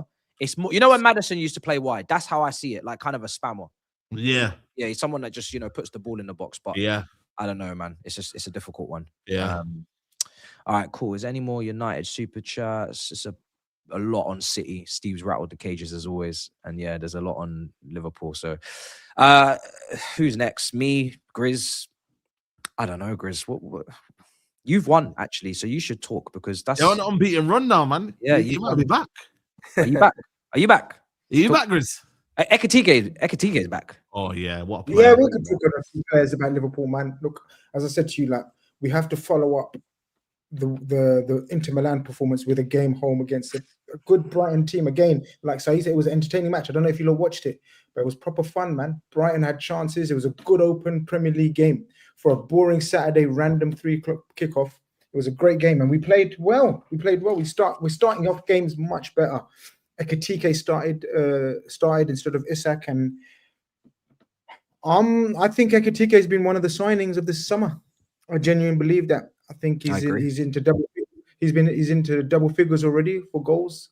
Fantastic movement, fantastic. He's so cool, guys. I don't know if you lot have seen his social media stuff and the way he gives interviews and the way he talks. He's proper cool. He had that one blip where he got sent off with a yellow card and that he learned from that. But he's a lot of fun off the pitch. Like and he's a lot I really like him, man. I like him, man. Man. Yeah. I really like the way he plays football. There's a lot of other teams. Yeah, bro. Go on, Grizz. I think there's a lot of other teams that were looking for strikers in the summer that wish they ended up with Ekitike. You know, but we got him, and he's going to be a whole heap of fun. He loves it at Liverpool as well. You can tell the players really like him. He really likes the players, and on off the pitch, he's been a buzz. His movement, I didn't know about his strength, guys. So when I was doing, I didn't know about it though. I have to hold my hand up. Either he's been on some mega gym sessions like our brother Toby, in the last couple of months. Or he's always been that strong. People in the chat that have watched him regularly might know better, but he's strong as well as that touch. And that cliche for a big man, he's 6'3". He's got a touch on him, you know. He's got a little skill. He's got a little dink. You know what I mean? Pass. He's got a little shoulder movement. You know what I mean? So at the moment, he's flying, scoring headers, left foot, right foot, all types of finishes against Leeds, different types of finishes against yesterday or the day before. Who did we beat? Brighton, different types of finishes. So yeah, man, right now he's playing very, very well. But I wanted to shout out, and you lot kept saying last week as well, Curtis Jones. I pray that he stays fit because he's showing consistency levels that probably are the best of his career now. In the absence of McAllister, in terms of the player that we know, in the absence of Gravenberch, even though Gravenberch was his best game of the season so far, we needed someone to stand up, and Szoboszlai and Curtis Jones have stood up. He's English, he's young. People think he holds on to the ball too much. He's got loads of critics in the Liverpool fan base. Forget outside, you lot. Yeah, even in the Liverpool fan base, a lot of people don't rate him. I've always rated Curtis Jones. It's just he couldn't pin down a position because he started off as a left winger, then a number 10. Now he's playing at the base of a midfield. I think he played there. He was man of the tournament. People forget. For England under 21s when they won the tournament. Which one did they win? The Euros. Yeah, they won the Euros. He was voted player of the tournament.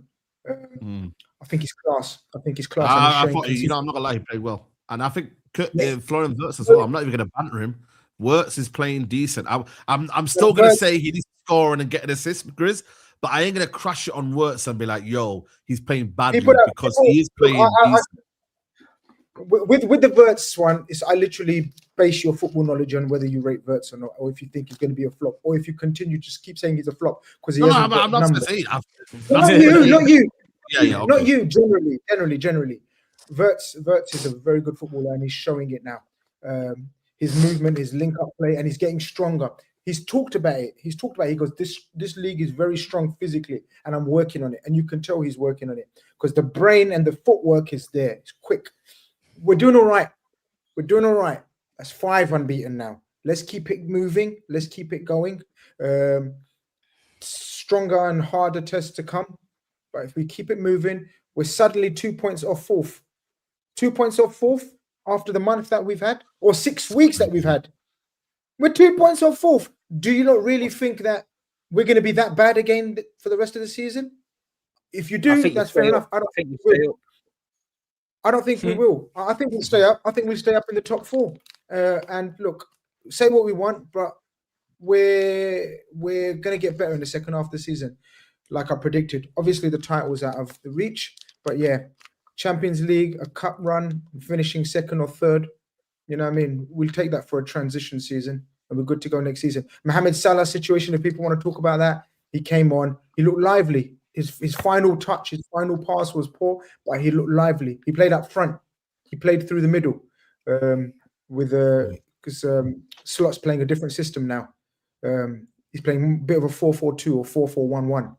And yeah, how many teams are in a transition season? Because now it seems like everybody's in a transition season. Bro, everyone's in it, man. It might be a transition season because that's what you've made it become, but it wasn't a transition season when we were starting the season because you were league favourites. So let's not call it a transition season. Because now what you're doing is you're praising Liverpool for potentially finishing third because you've now called it a transition season. I just don't quite feel comfortable with that as host. Remember, I told you. Remember, I told agree. you. Not I agree you. with you. Everyone. If we don't win the league, I said it at the start of the season, I'll be very disappointed. So I am disappointed. I'm not praising them at the end of the season for the achievement. We achieved fuck all if we don't win anything. This is a tactic now. But context, you know what I mean? You have to assess on what you see. And like Steve says, he knows where they are. I know where we are. I know we're nowhere near the league title this season. And that's a disaster. That's a very big disappointment. But we have to make do with what we can do. And if we fall out of the Champions League, that will be a fucking disaster. That will be. But at the end of the season, will you be showing chest? Yeah, saying, "Look at us. For next season. This is our worst season." Yeah. No, this is at the end of the season. No, by the end of the season, we're going to be favourites for the next season. How about that? Okay.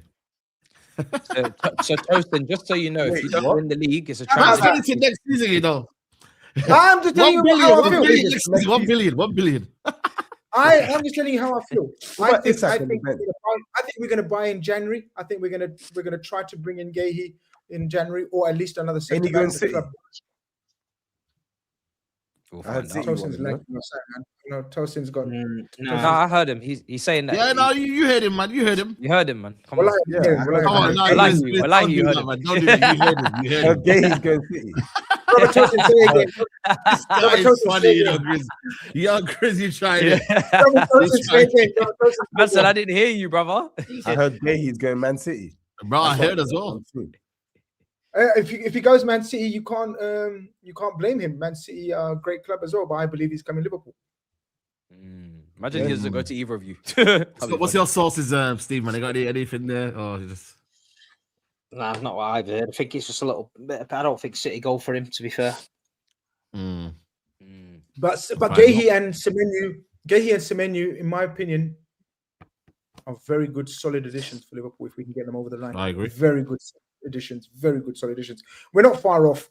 I think next season, if we can show, but we need to show people what I mean by that.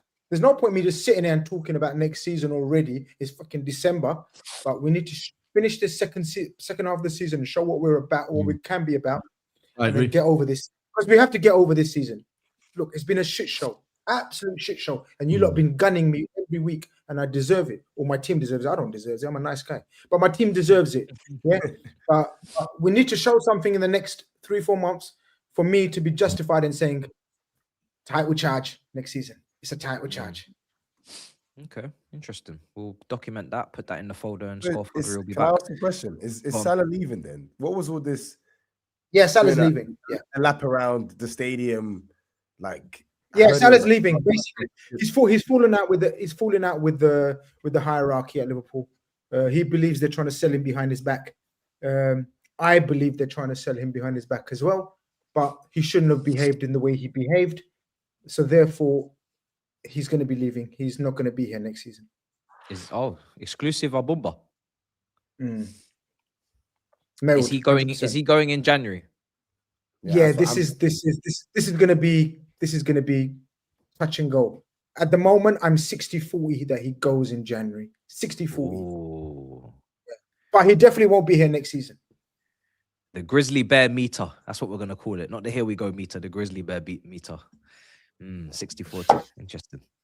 We'll be there. Why isn't there the same energy for Isak as Gyökeres? Both players didn't have a pre-season, joined their clubs late after all the summer drama. However, only one has been in the league and this level longer.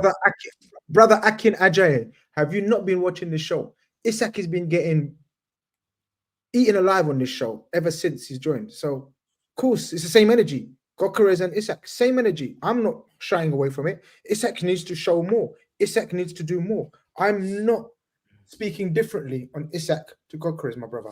That's me. 16 games played, Verts 0 GA, Isak 2 for 250 million. If it was City or Chelsea, everyone all over it. The bias is evident. Only SAEED talked about it. Keep it the same. It's true. It's not true. Everyone's on it. Your brother is the biggest cheerleader for slaughtering them, and they've been slaughtered. I don't know what people want. People want death sentences, like electrocute, put them in the chair. Like, what do you fucking think about the likes of Grealish? Like, how much criticism he got, man. space creation, all the stuff that City fans would say, which was, to be fair, a bit true. I remember the times Arsenal played City. Grealish is one of the most dangerous players because not necessarily getting an assist, but the fact that he attracts 3-4 players, pulls people out of position. But then when you use that as justification for why he's been good, that did not run. So why is it not the same energy for the likes of Wirtz and 250 M's, and those stats is absolutely crazy. It's crazy. If this was any other club, boy. Absolutely. If this was Chelsea, the media would have had a festival. And like I said, I don't know about fan bases. I'm going to leave that. But the media are very kind to Liverpool on these 100. two players. And if you don't think that as a Liverpool fan, I don't know what TV station, radios you're listening to. But if Chelsea have signed midfielders and they be, you know, so yeah, please tell us why. I tell you why. Because Chelsea and Man United are doing it pretty much every season. Liverpool have got credit in the bank for being superb in the transfer season, but fucked up this season. So there's a little bit of credit. There's a bit of leeway. Let's not compare the two clubs' spending over the last 4 or 5 seasons. Yes, we've absolutely fucked it up this summer. Yeah, in terms of the amount spent and the output. But let's not be stupid and compare it to Chelsea's last 5-6 windows and United's 5-6 windows. That's the difference. Interesting. I still think they should. Silence is golden. Move on. GRIZZ and fellow Liverpool fans becoming Man City's romantic sidekick in this league season is hilarious. Don't they hate the club that took all their trophies or took the trophies? No, I hate Arsenal. It's not a sidekick of City. I hate Arsenal that much, and obviously City's. I live in London. Why do you hate us more than City? That's weird. Exactly. Because I'm about to explain. A, we haven't got that kind of rivalry. B, they'll closer to our trophy haul. And B, I've got the mostest Arsenal fans in my head. Mostest around me. You honestly, you know what it's like. Man, Arsenal fan base in London. Are you mad? Winning the league? Shh. City, I'll get the odd text from Steve now and again. Do you know what I mean? It's all right. Fair enough. All right, cool. I'll round up the rest of the super chats at the end because there's a lot of them that are now from different teams coming in at the end and whatnot. Some of them we missed out. But on to Chelsea quickly. 2-0 win against Everton. Very, very not routine, I would say, because I'm going to say Everton actually played very well themselves. They had their own chances. 10-15 minutes, they definitely had the better of the game. They had more of a grip of it, more of the ball. But the form we're in, the way the manager's been moving against Atalantas and whatnot, the pressure that he's under and the reports that are coming out and the team's under the pressure and the position that we were in the league coming into the game, 5th place, I don't really care about the performance, I'll be honest. December has been an absolute nightmare. No wins in December, no wins in 4 games prior to this. I just needed a win any way I can get it, especially when Everton are in good form. I think they were 5th coming into the game or 6th point behind us. Everton got a very good team.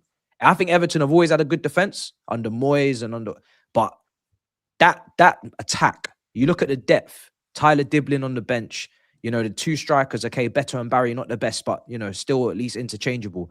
You even look at someone like Dwight McNeil used to be a much more key figure in that team, and now he can't even get a minute. And Dewsbury Hall and Grealish and Dyer, there's a lot of players there that, they kind of mix and match and dip between the top teams and then go down, and they got good players, man. So I got respect for Everton. They're a good team. So I'm just happy to beat them. I can't lie, because usually if this is at Goodison, this is a long day in December for us. So big up to Gusto. Gusto was superb. I still don't really know what's going on with Gusto. As 1 minute he's playing right back as an overlapper, then he's playing midfield. I know the manager's done this before, but to do it in a game where we're probably going to be more dominant is a bit more risky as opposed to a Liverpool. And then he gets a goal and an assist, and the pass for Palmer is fantastic. And Cole Palmer and Reece James, we talk about quality. When you watch these 2 players on the pitch, man, it is night and day. Night and day. Reece James is playing midfield. He's picking up the ball in all sorts of areas. He's playing passes off both feet, assisting midweek, just gone. That is a proper footballer. Total footballer. Like complete footballer. There's nothing that guy can't do. And now that he's building up the fitness, 3 90s in 1 week, people are going to see over the next couple of years why Chelsea fans just constantly kept shoving his name down people's throats, because the guy is ridiculous. And then Palmer, that finish to just sell the keeper is just mad, bro. It's like when you watch Palmer, bro, he's just so intelligent. He's just so elegant, so graceful. Touches, just popping it round the corner. Plays the game at his own pace, his own speed. He's just class, man. He's proper class. And that finish there, I think Cucurella was cheering before it even went in. Like, there's a confidence. Whereas Garnacho, SAEED, you owe me some money. You owe me some money. Because he should have had a hat-trick. Brother, I didn't warn you. He ain't got a ball striker to be like that. He done the same thing at United. It's the same thing. You see Leon, man, should have killed the game off against Leon. We didn't need that old drama. But these brothers told me, the ones that wanted him, he's off the ball movement. Okay, cool. Tick. Yeah, that's there. He's going to be a goal scoring winger because he takes 3.5 shots per game. And look at that. Look at that statistical season he put up at Man United where he scored all these goals. He scored half of them against Barnsley, bro. If I don't catch my hand slapping, bro. That open goal, that one was wild. He will get in the right positions, yeah. I'm not denying that. He might go away from the defender. He might beat you 1v1. But in front of goal, he ain't that guy, bro. That's it. And that's why I wasn't bothered when we lost him, because I just don't think he's going to get to that level. Will he get an assist here and there? Will he give you a bit of, a few GA here and there? You're like, oh, he's doing all right here. But, bro, the principles of ball striking and being competent in front of goal, he ain't got that, man. But, yeah, man, it's crazy. It's crazy, man. It's crazy. Yeah. But I think Everton, to be fair, they had chances in the game, man. They were just wasteful. Grealish, Ndai had a chance. First half, my man, the striker should have hit it first time. You know what I mean? There was a couple of things they done, but I think all in all, Chelsea should have won that by 3 or 4 goals. It was a 6-3 game, I think. 6-3, yeah. There you go. They had more chances. Yeah. It was a wild game. Big up to Fofana as well. Class since he's come back. 90 minutes, 5 clean sheets out the last 6 with him and Chalobah starting as a pair, which can only happen once a week because Fofana's got to be managed. We paid 80 million for this guy, and he's on big wages because Todd Bowley was handing out the pay packages back then. But the quality that him and Chalobah have been showing when they're playing as a unit, bruh, it's been really, really good to see, because we've actually got the most clean sheets in the league. And it's so weird because we concede goals. So it's like we're either clean sheet or we're getting cussed, and rightly so, because you're seeing against Atalanta, against Leeds, other games, you're seeing shocking defensive performances. But when these guys are really good, they're great. And when they're terrible, they're absolute arse. And it just depends on what the selection's going to be. But yeah, it's very strange as a Chelsea fan right now. You're 4th. Okay, cool. You got work to do. You got to catch up to Villa. The clean sheets are there, but people still kind of feel like we need more centre-backs to sign. We need to sign centre-backs. The attack, we have a decent amount of goals scored, but I don't really trust the attack in terms of goals. João Pedro. Nah, João Pedro. I don't know what's going on with him, man. He should have been on the end of the grip. The Gittins cross, he's not getting his head to that. Yeah. Delap's injured now. He's going to get sold for profit. There's a lot to like with Palmer and Caicedo. Newcastle game will tell us everything we need to know. There's a lot to improve. Yeah. So I think Chelsea, they're just going to get in the top 4. It will be 3rd. It will be, something like that. I think Villa will drop off as well as a season. It'll be a clown show, man. This top 4, man. It'll be because we should not drop points tonight. You might drop points against Newcastle. I don't want it. United are in that race for top 4 as well. Yeah. Yeah. I like I said, bare minimum, I want to do it comfortably. That will show some progression.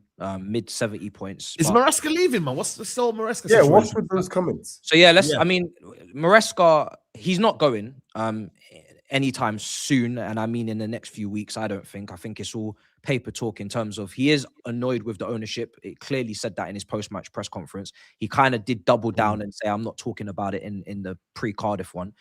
Okay.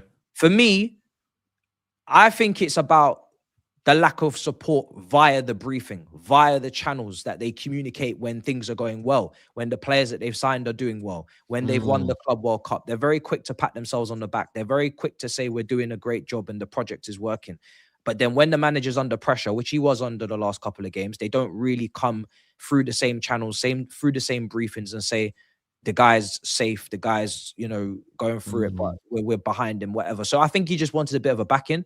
He said the last 48 hours has been the worst 48 hours he's had at the club. Personally, I'm on his side. If I'm picking sides, and I'm going to say that. If I'm picking sides, and I'm picking his side, because you can't fall out with this many managers constantly, and especially the one that you deemed a head coach from Leicester, and that can't be your fault, because You didn't agree with Nagelsmann. You couldn't agree with Enrique. You couldn't see eye to eye with Poch, who you hired. You hired Maresca. You can't go through all these managers. They all fall out with you. And the nicest one of the lot, you still can't agree with, and it's not your fault. For me, that's impossible. I also think that they've, again, left things on the table in the window. You've signed a lot of players that are going to naturally be inconsistent.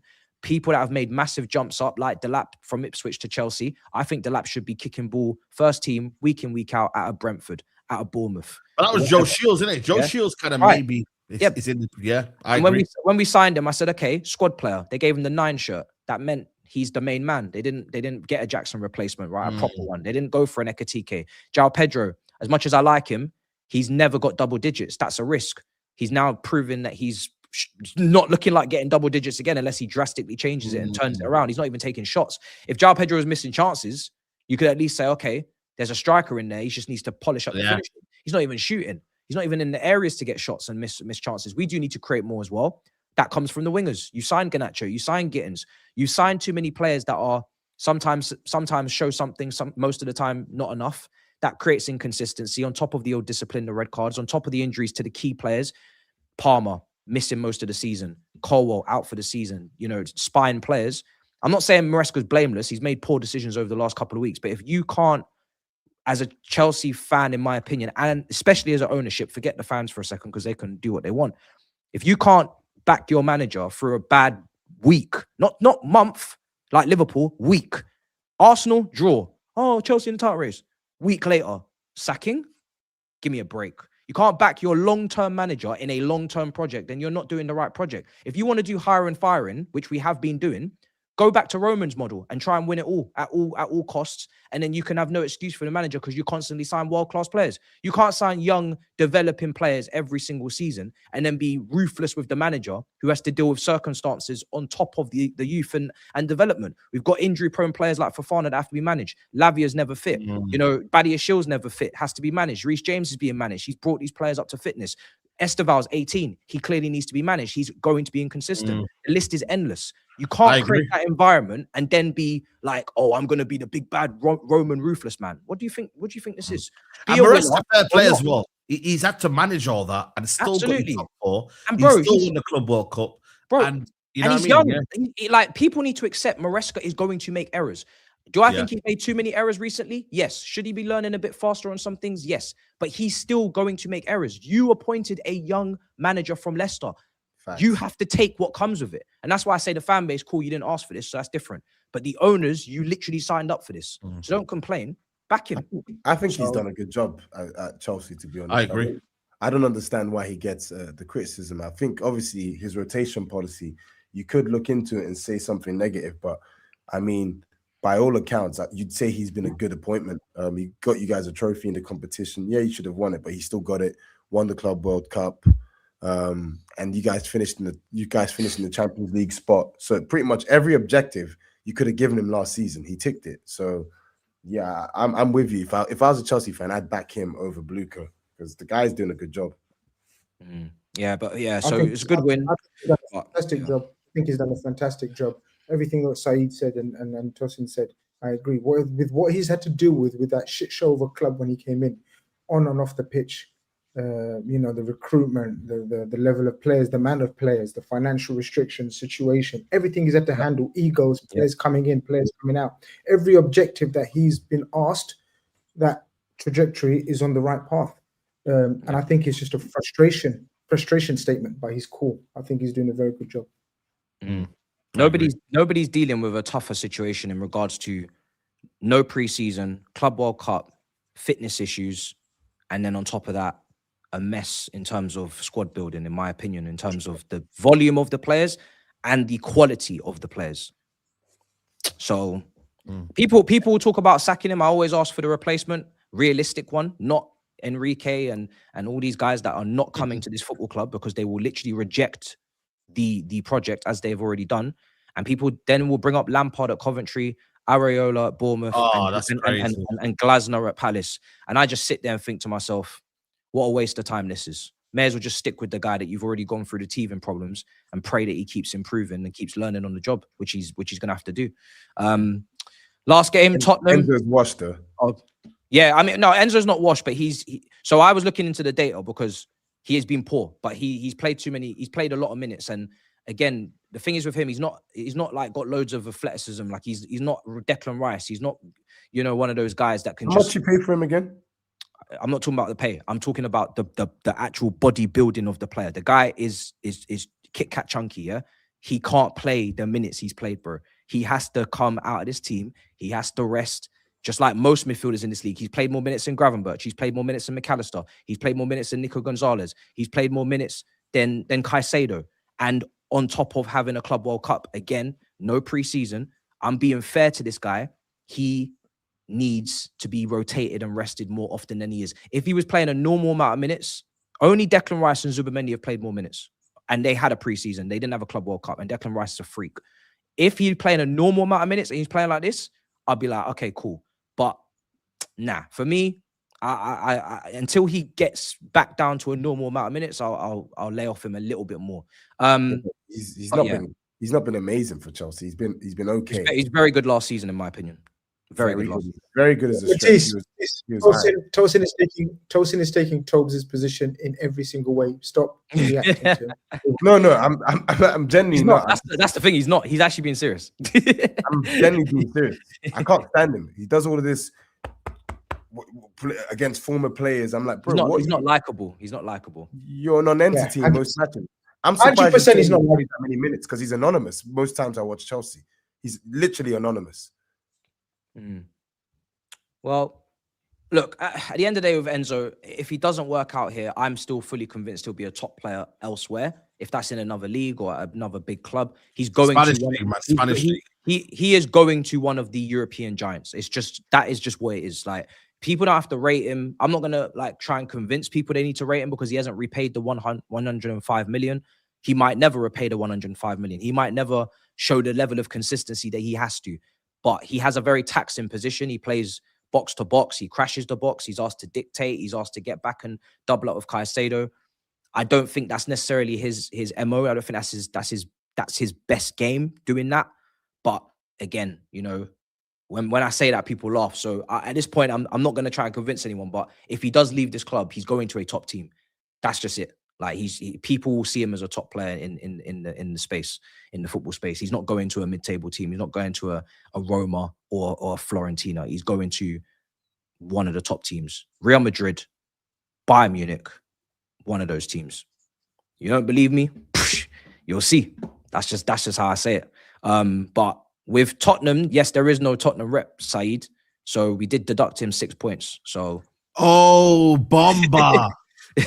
Yeah. So damn, 6 points a lot, man. Yo, what does that mean, Matisse? Are you? Do we? Do you want to talk about Tottenham briefly for anyone who watched? I think they were absolutely, bro. I can't lie. I do hear Toby what he's saying now, man, and I think we can't take the piss anymore. I know Steve will give him whatever, but bro, come on, man. That is poor, man, against Forest, man.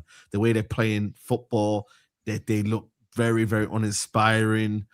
They're playing, it's awful football, man. For a team that, yes, do I really rate that team and their attack? No. I think a lot of Tottenham fans overrated, but you can play better football, man. You can get better percentages, better out of them, man. Do they have a absolute loose cannon in Vicario? Is he awful? Yes. But bro, you've got to be getting more out of that Tottenham team, man, because you got smacked by a Forest team who didn't they get smacked by Everton 3-0? Like, they're not a great team. I know they're doing decent under my man, but come on, man, to get 3-0 like that and just act like it's normal, we can't do that, man. So he might not. I don't think he's gonna get sacked anytime soon. But bro, like if people are switching on him and saying get him out, I do hear them. I really do. Because that's not acceptable, man. The football and the way he's playing football right now, it's not good.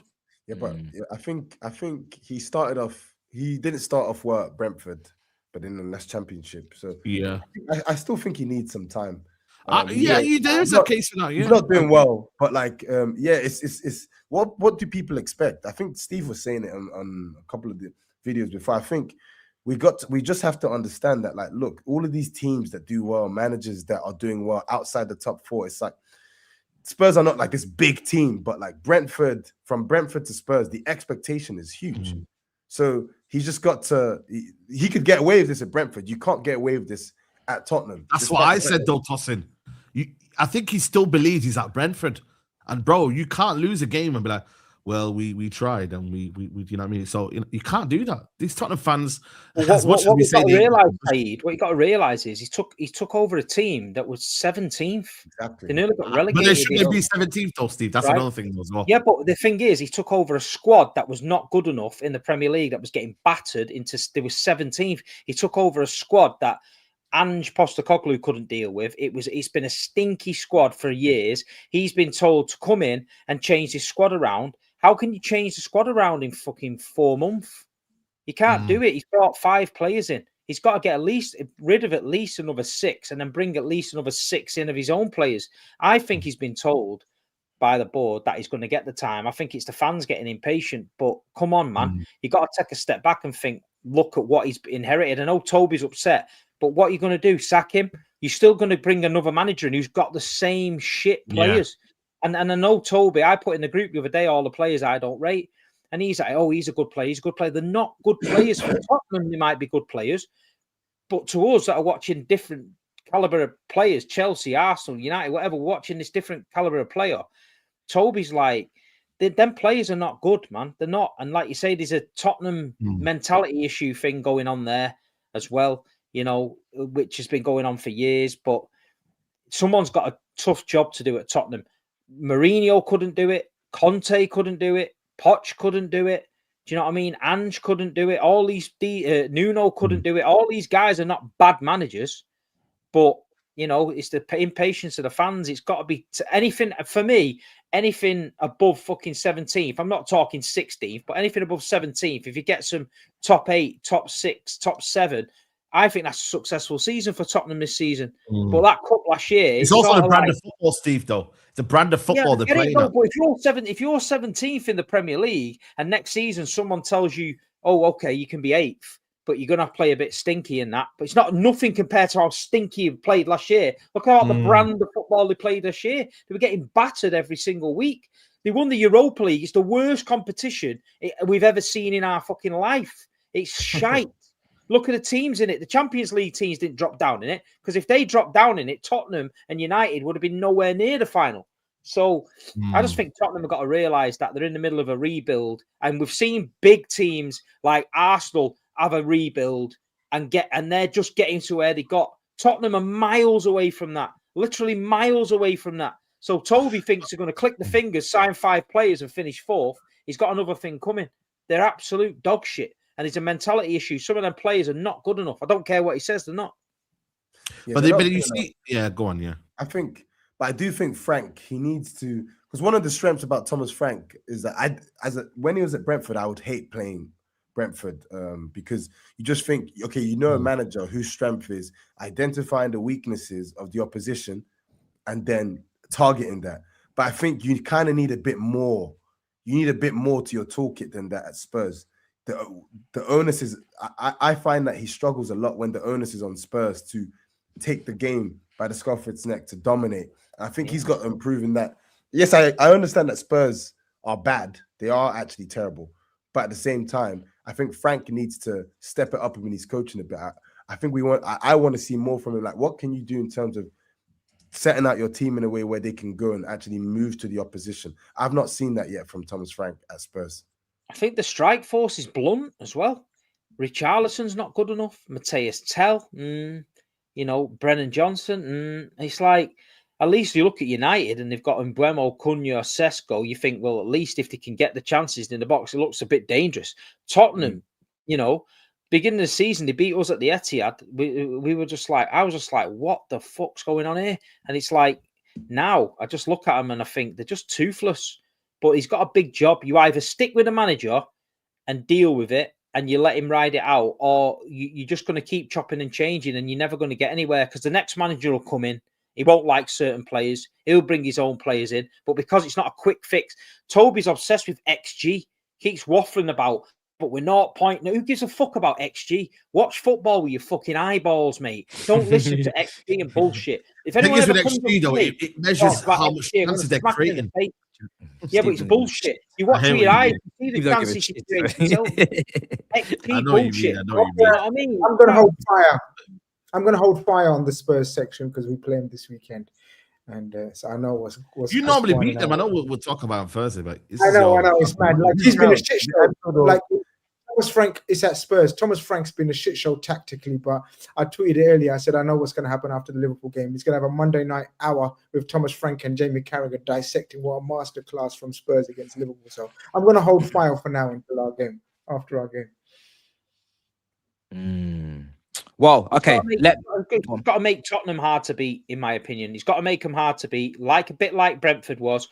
But obviously, he's been allowed to buy better quality players. He's brought in Javi Simmons and that because he's obviously trying to bring in little bits at a time. There's no way on this earth, in the amount of time he's had, he could revolutionise Tottenham and get them from a 17th place bag of shit to a fucking top 4 contender when everybody else is chipping in. Liverpool throwing that big money about. They didn't quite get it right. There's no way Frank's going to get that right with 5 signings.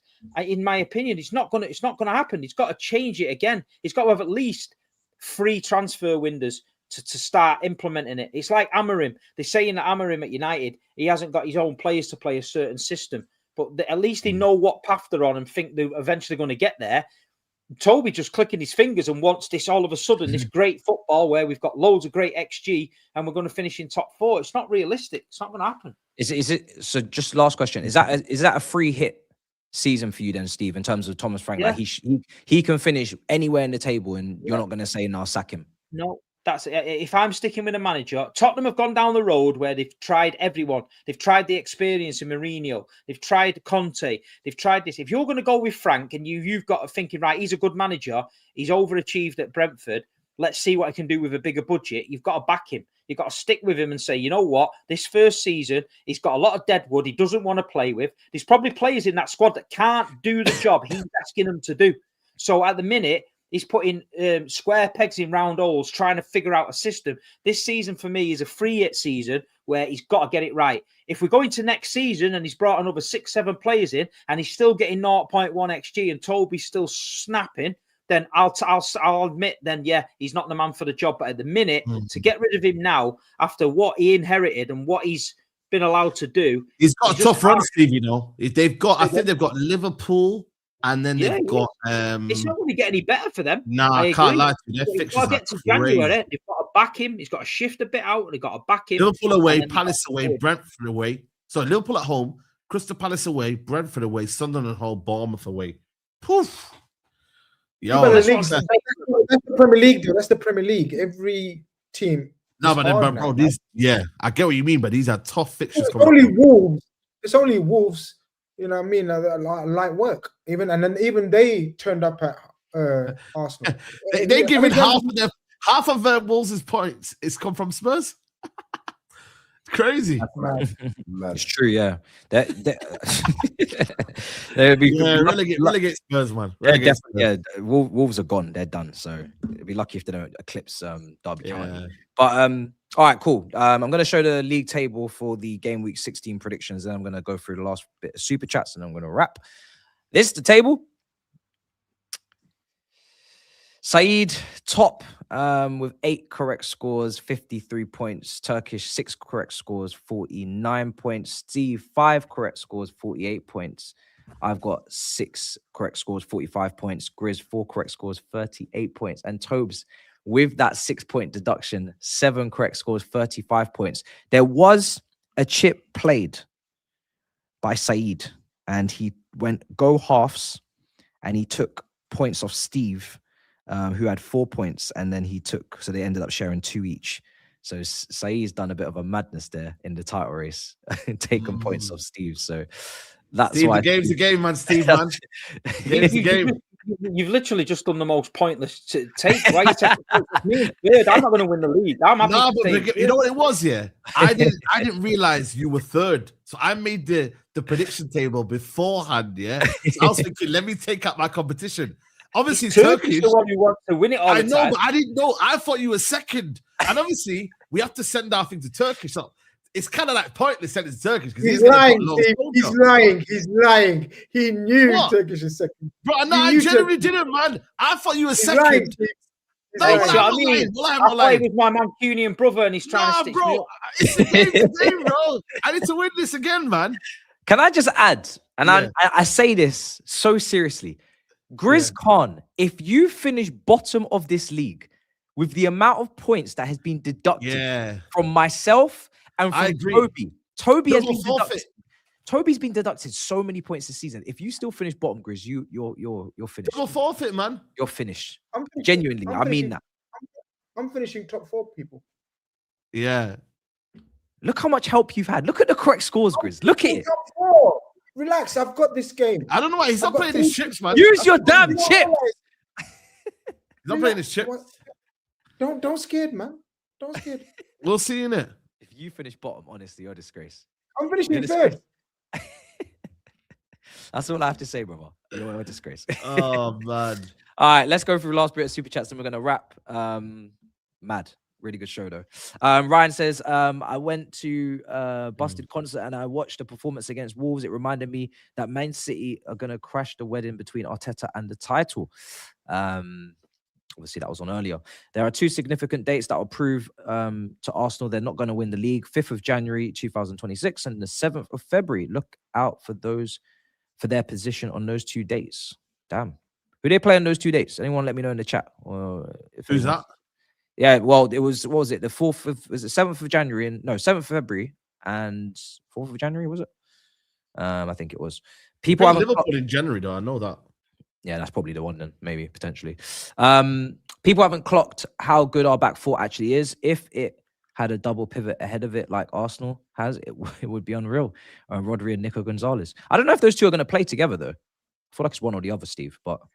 Yeah, I think Nico probably needs a little bit of a break. I think Reinders will be better when Rodri's there. I don't think Nico's got the legs to cover if Reinders plays as well. Tried to play Reinders behind Haaland, didn't really work. Didn't really work, man, but we'll see. Yeah. Steve, you're a plastic oil club and nothing changes it. Big words, chest and all that. But no one cares when you win except for a few United fans. Rest it. We're a plastic oil club with a Champions League trophy. You missed that bit out. City still not as good as they used to be without the ball, but Rodri will sort that when he comes back because they'll control games with the ball. When is he actually coming back, man? Is he? Yeah, that's what I was going to ask. Yeah. I've been told Rodri's been fit for a while and Pep's not been playing him. I've been told he's gone to Spain a few times.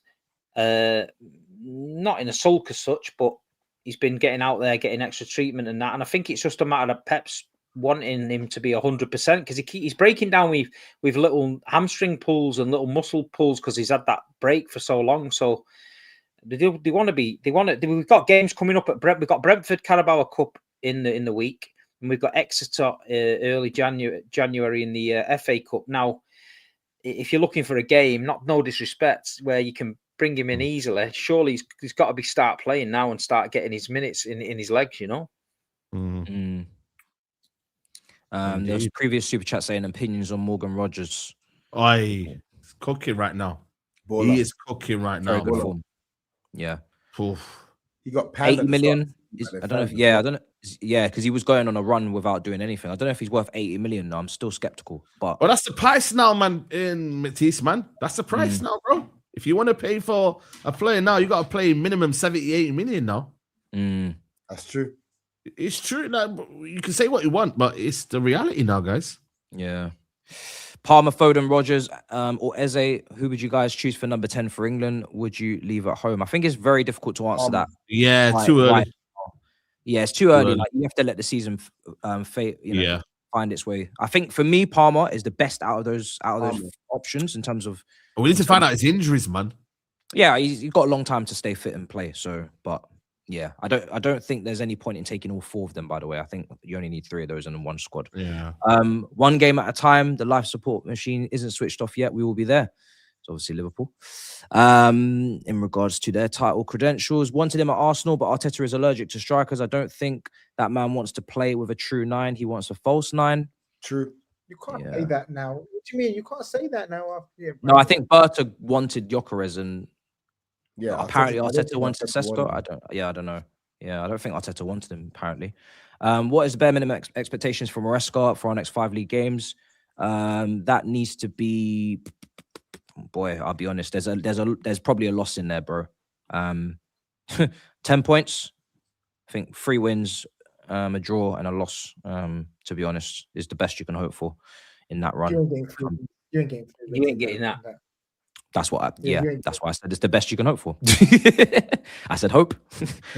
Try and draw Newcastle or City, and you'll lose the other and win all the home games. Isak and Ekitike looking similar to Carroll and Suarez signings. I think Isak is more closer to Fernando Torres when he went to Chelsea because of the injuries and just couldn't get started and then just never actually did anything. Similarities between Tobes and Tosin. Need for a Starlink connection. He's never sorting that one out, Tobes, I'll be honest. If Arsenal get a manager like Enrique, we walk this shit league. What you lot think? And they're still calling him Pulis. Makes our attackers worse in North London. What's that? ND is the enemy of football. Get him out. Enrique, interesting. Shout out to Ndai. He was in my PE class back in 2015. We both went to the Westminster Academy. First footballer who made it through my school. That is mad. That is crazy, man. Fair play. Yeah, that's mad. That's a sick story. Mad. He's a baller. You sacked a trophy-winning manager for this guy. I'm guessing this is about Ange, who won fuck all at Spurs. Trophies are what matter, not league position. Ange won, Frank won fuck all. Yeah, for me, I completely disagree with this take. You can't finish 17 in the league and 17th and stay in the job. It's blasphemy. That is just, no. Sorry, I have to disagree. Yeah, nah. All right, cool. We're going to wrap there. Big show, late night. We're going to wrap. We'll see you guys on Thursday. Carabao Cup reactions. I don't think there's hopefully going to be too much shocks. We got Cardiff City. Should win their game as well. And then we move to the weekend's fixtures. Tottenham versus Liverpool. We ain't having a mob in a while. So it's another mob coming back this weekend. This one could be a crash out, I can't lie. Yeah, definitely. Yeah. When's that? Sunday? Sunday, yeah. Saturday. Yeah. Oh, it's Saturday. Is it Saturday? Saturday. Yeah, only United's playing on Sunday. Yeah, it's Saturday, sorry. Yeah, you're right. Yeah, Man United are Aston Villa late kickoff. Yeah. And yeah, there could be extra content there as well, but I'll leave that for Thursday. Let's see if you get a little cheeky announcement chat from the Big Six. But until then, big up your damn selves in a bit, people. Peace. Big up everyone, man.